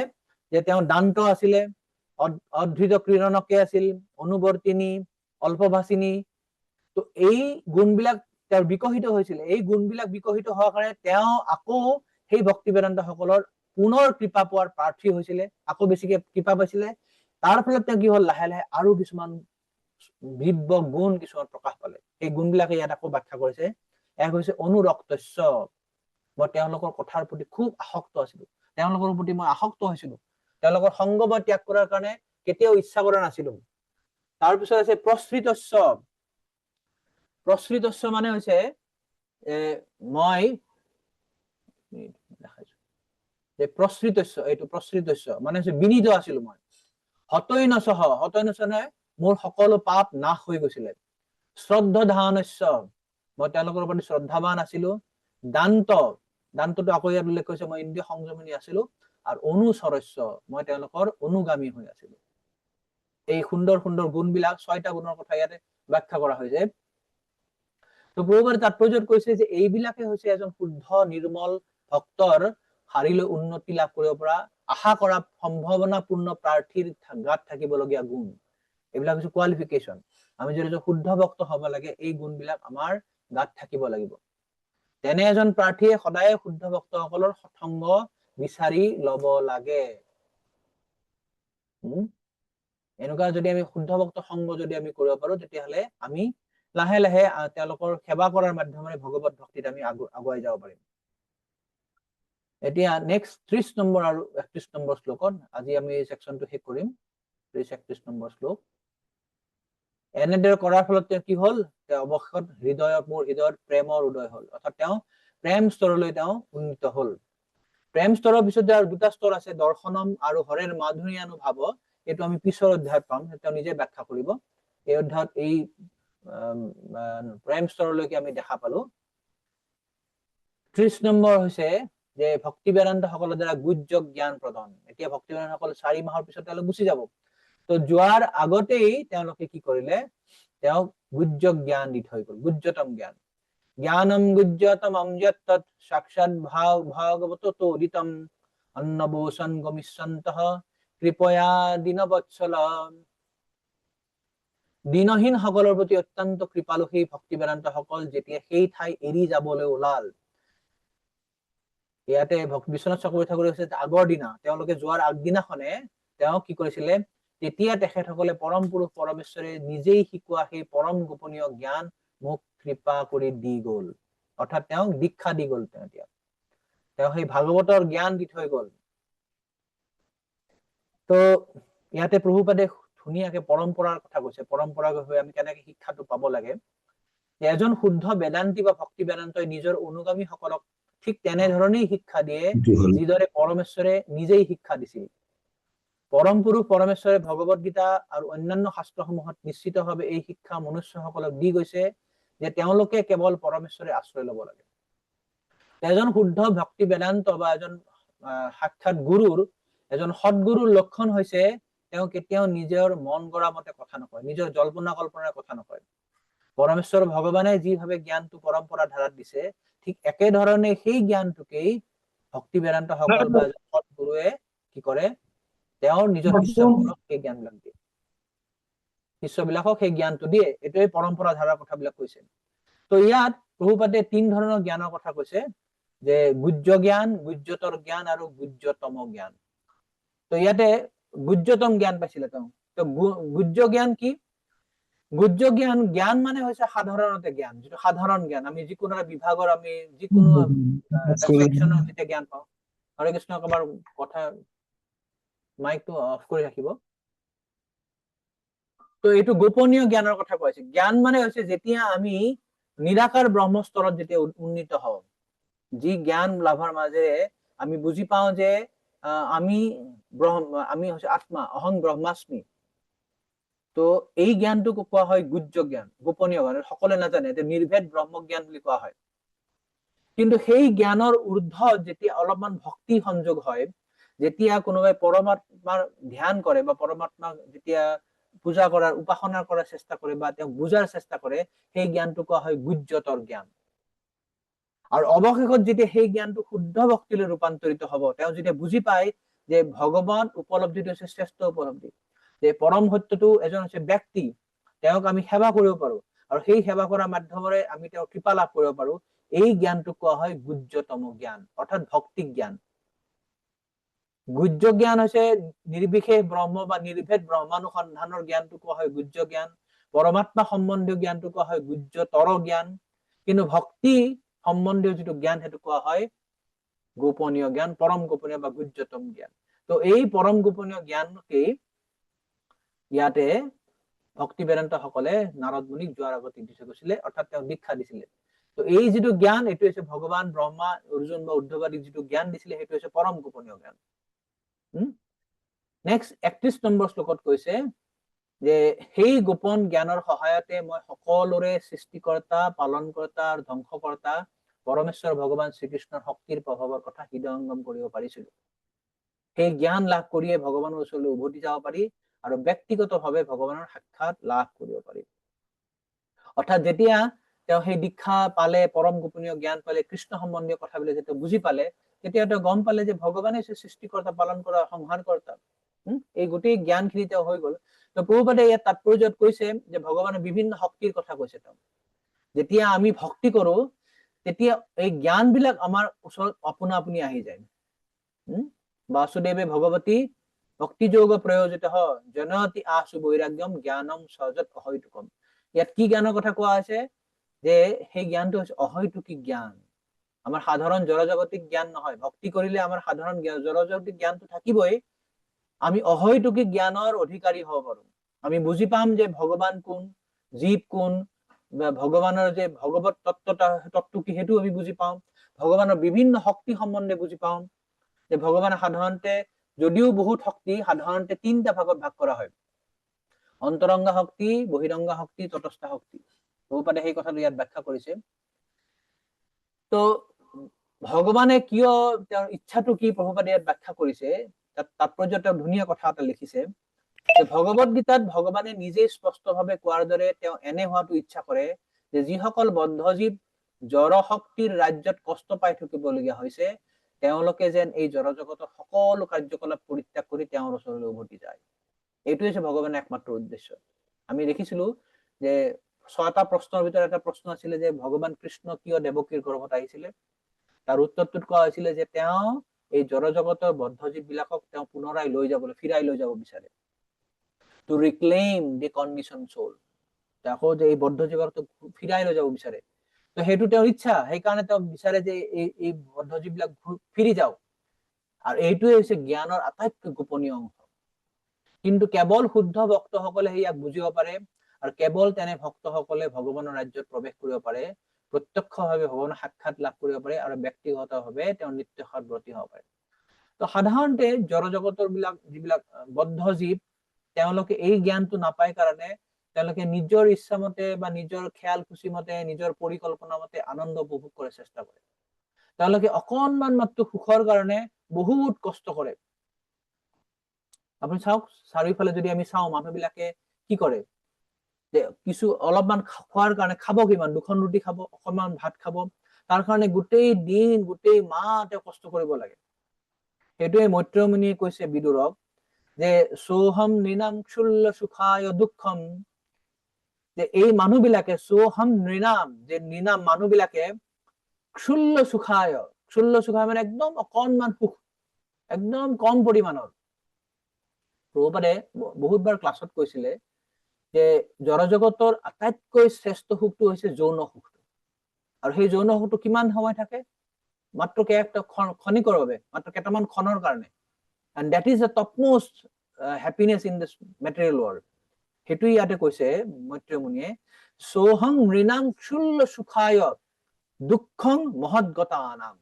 অকণমান সুখৰ কাৰণে তেওঁ কিমান কষ্ট কৰিব লাগে। সামান্য যৌন সুখৰ কাৰণে কিমান এৰেঞ্জমেন্ট কৰিব লাগিব, ঘৰ বনাব লাগিব, বিবাহ কৰাব লাগিব, বা কোনোবা ব্ৰথেলত যাব লাগিব, টকা উপাৰ্জন কৰিব লাগিব। অকণমান সুখৰ কাৰণে মহৎগতানাম, বহুত দুখ কষ্ট কৰিব লাগে। সেইটোৱে কৈছে যে সেইটো মই শেষ কৰাৰ কাৰণে, নাশ কৰাৰ কাৰণে, তাৰ অন্ত কৰাৰ কাৰণে মই কি কৰিম, বিৰমায় তস্য। যে এই জড় জগতৰ মানুহবিলাকে যে অকণমান সুখৰ কাৰণে যে বহুত কষ্ট ভোগ কৰি আছে, সেইটো আমি কেনেকে নাশ কৰিব পাৰিম। তেওঁ কৈছে প্ৰৱৰ্তয়ে ভাগৱতং পুৰাণম যদাহ সাক্ষাৎ ভগৱান ঋষিভ। এই যে ভাগৱত পুৰাণৰ কথা মই তোমাক কম, যে ভাগৱত কথা শ্ৰৱণ কৰি, ভগৱানৰ কথা শ্ৰৱণ কৰি মানুহে এই জড় জগতৰ যে দুখ পাই আছে এইটোৰ পৰা তেওঁলোকে মুক্ত হ'ব পাৰিব। এইটোৱেই ইয়াতে কৈছে যে যেতিয়া আমি ভগৱত ভক্তিত উন্নত হম বা ভগৱত ভক্তি যেতিয়া আমি কৰিব পাৰিম, তেতিয়া আমাৰ জড় জগতৰ সকলো দুখৰ পৰা আমি মুক্তি পাব পাৰিম।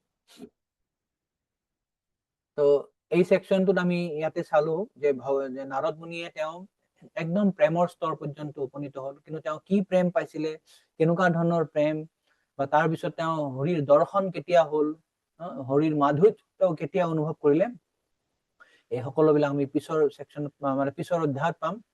আৰু এই অধ্যায়ত আৰু 2এটা সৰু সৰু শ্লোক আছে, অকণমান আমি আলোচনা কৰিম, পিছৰ ক্লাছত আমি আলোচনা কৰিম। আজি ইমানতে সামৰিম। কাৰোবাৰ যদি কিছু প্ৰশ্ন বা মন্তব্য থাকে দয়া কৰি আপোনালোকে কৰিব পাৰে। হৰে কৃষ্ণ।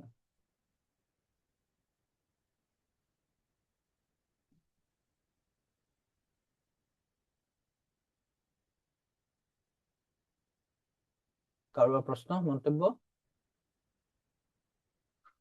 কোনোবা যদি কিবা কথা বুজা নাই সেকশন না সকলো বুজি পাইছে, মাতাজী কওক। প্ৰভু হৰে কৃষ্ণ। আপুনি হেৰি কি কয়, বিদুৰে গৃহত্যাগ কৰিহে ভ্ৰমণ কৰিছিলে নহয় জানো প্ৰভু? তীৰ্থ ভ্ৰমণ কৰি ফুৰিছিলে যেতিয়া দুৰ্যোধনে তেওঁক হেৰি কৰিলে, গৃহচ্যুত কৰিলে, তেতিয়া তেওঁ ঘূৰি ফুৰোতে মৈত্ৰেয় মুনিক লগ পালে। তেতিয়া মৈত্ৰেয় মুনিয়ে তেওঁক কৈছিলে নে তেওঁ বিদুৰে মৈত্ৰেয় মুনিক কৈছিলে যে আপোনালোক খালি ভ্ৰমণ কৰি এই অজ্ঞসকলক উদ্ধাৰ কৰা কথাটো সেইটো এই কথা সেইটো বিদুৰে কৈছিলে জনস্য কৃষ্ণাত বিমুখস্য দৈবাত সেইটো বিদুৰে কৈছিলে মৈত্ৰমণিক প্ৰথমতে কৈছিলে যে আপোনালোকৰ নিচিনা ব্যক্তিয়ে কেৱল মানুহবিলাকক উদ্ধাৰ কৰাৰ কাৰণে বিচৰণ কৰি ফুৰে আৰু তাৰ পিছত যেতিয়া মৈত্ৰমণিয়ে ব্যাখ্যা কৰিছে তাৰ পিছত এই শ্লোকটো তেওঁ কৈছিলে যে মানুহবিলাকে যে ইমান দুখত আছে এই দুখৰ পৰা উদ্ধাৰ পৰা এটাই উপায় আছে যে মই এতিয়া সেই ভাগৱতৰ কথাই তোমাক কম বুজি পাইছে মৈত্ৰেয়ী মানে বিদুৰক কৈছিলে ন প্ৰভু হয় ওকে আৰু কাৰোবাৰ প্ৰশ্ন আছে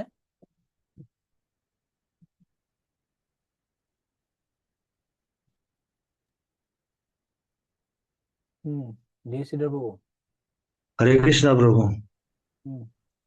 সুন্দৰ ধুনীয়াকৈ ব্যাখ্যা কৰিছে আপুনি তন্নকৈ আৰু মাজতে এনেকৈ তাৰমানে যেনে দুটামান আমাৰ ক্লাছ মিচিং হৈ গৈছিল কিবা আপোনাৰ জানো আপুনি নানানটা ব্যস্ততাৰ মাজতে আমাক এইখিনি সুবিধা দি আছে তো কিবা কাৰণত যদি আপোনাৰ অসুবিধাত সোমবাৰৰ মিচিং হয় আজি যেনেকৈ অনুষ্ঠিত কৰিছে তেনেকৈ যাতে কৰে আগলৈকে সেইটোৱে মোৰ অনুৰোধ আপোনালোকে কিয়নো আমি সদায় অপেক্ষা কৰি থাকো প্ৰভু সোমবাৰৰ দিনটো কেনেকৈ আহে সময়টোৰ কাৰণে কিবা অন্য যদি প্ৰগ্ৰাম থাকেও আমি এইটো তাৰমানে কেনচেল কৰি সোমবাৰৰ কাৰণে আমি হেৰি কৰি থাকো কিন্তু আজি যে আপুনি অনুষ্ঠিত কৰাৰ কাৰণে বহুত বহুত ধন্যবাদ প্ৰভু হৰে কৃষ্ণ তাতে মাজতে হয় আৰু আপোনালোকৰ উৎসাহ আৰু আশীৰ্বাদৰ কাৰণে সম্ভৱ হৈছে মোৰ যোগ্যতা নাই কোনো খুব আপোনালোকে ভাগৱত শ্ৰৱণ কৰা উৎসাহ বহুত সেইকাৰণে হৰে কৃষ্ণ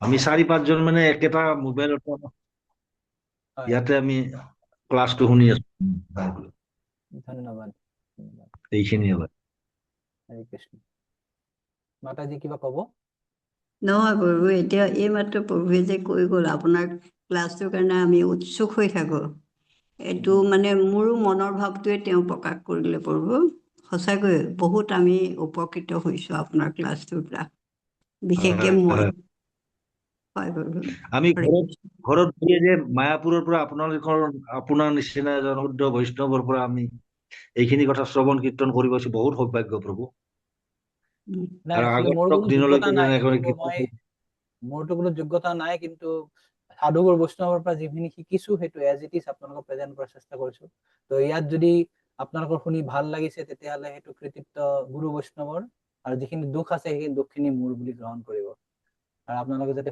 আকৌ সেৱা কৰিব পাৰো সেই সুযোগটো যদি আমি পাওঁ তেতিয়াহ'লে মই কৃতাৰ্থ হ'ম হৰে কৃষ্ণ আমি প্ৰভু গুজ্যৰ পৰা গুজ্যটোৰ কিছুমান কথা ধৰক প্ৰভু এতিয়া আপোনাৰ পৰা জানিব পাৰিছো আৰু বুজিব পাৰিছো প্ৰভু হৰে কৃষ্ণ তো আজি ইমানতে সামৰো গ্ৰন্থৰাজ শ্ৰীমদ ভাগৱতম কি জয় জগৎগুৰু শিল প্ৰভুপাদ কি জয় সমবেত গৌৰ ভক্ত বৃন্দ কি জয় নিতাই গৌৰ সীতানাথ প্ৰেমানন্দে হৰি হৰি বাঞ্ছা কল্পতৰুভ্যশ্চ কৃপা সিন্ধুভ্যেব চ পতিতানাং পাবনেভ্যো বৈষ্ণবেভ্যো নমো নমঃ আনন্দ কোটি বৈষ্ণব বৃন্দ কি জয়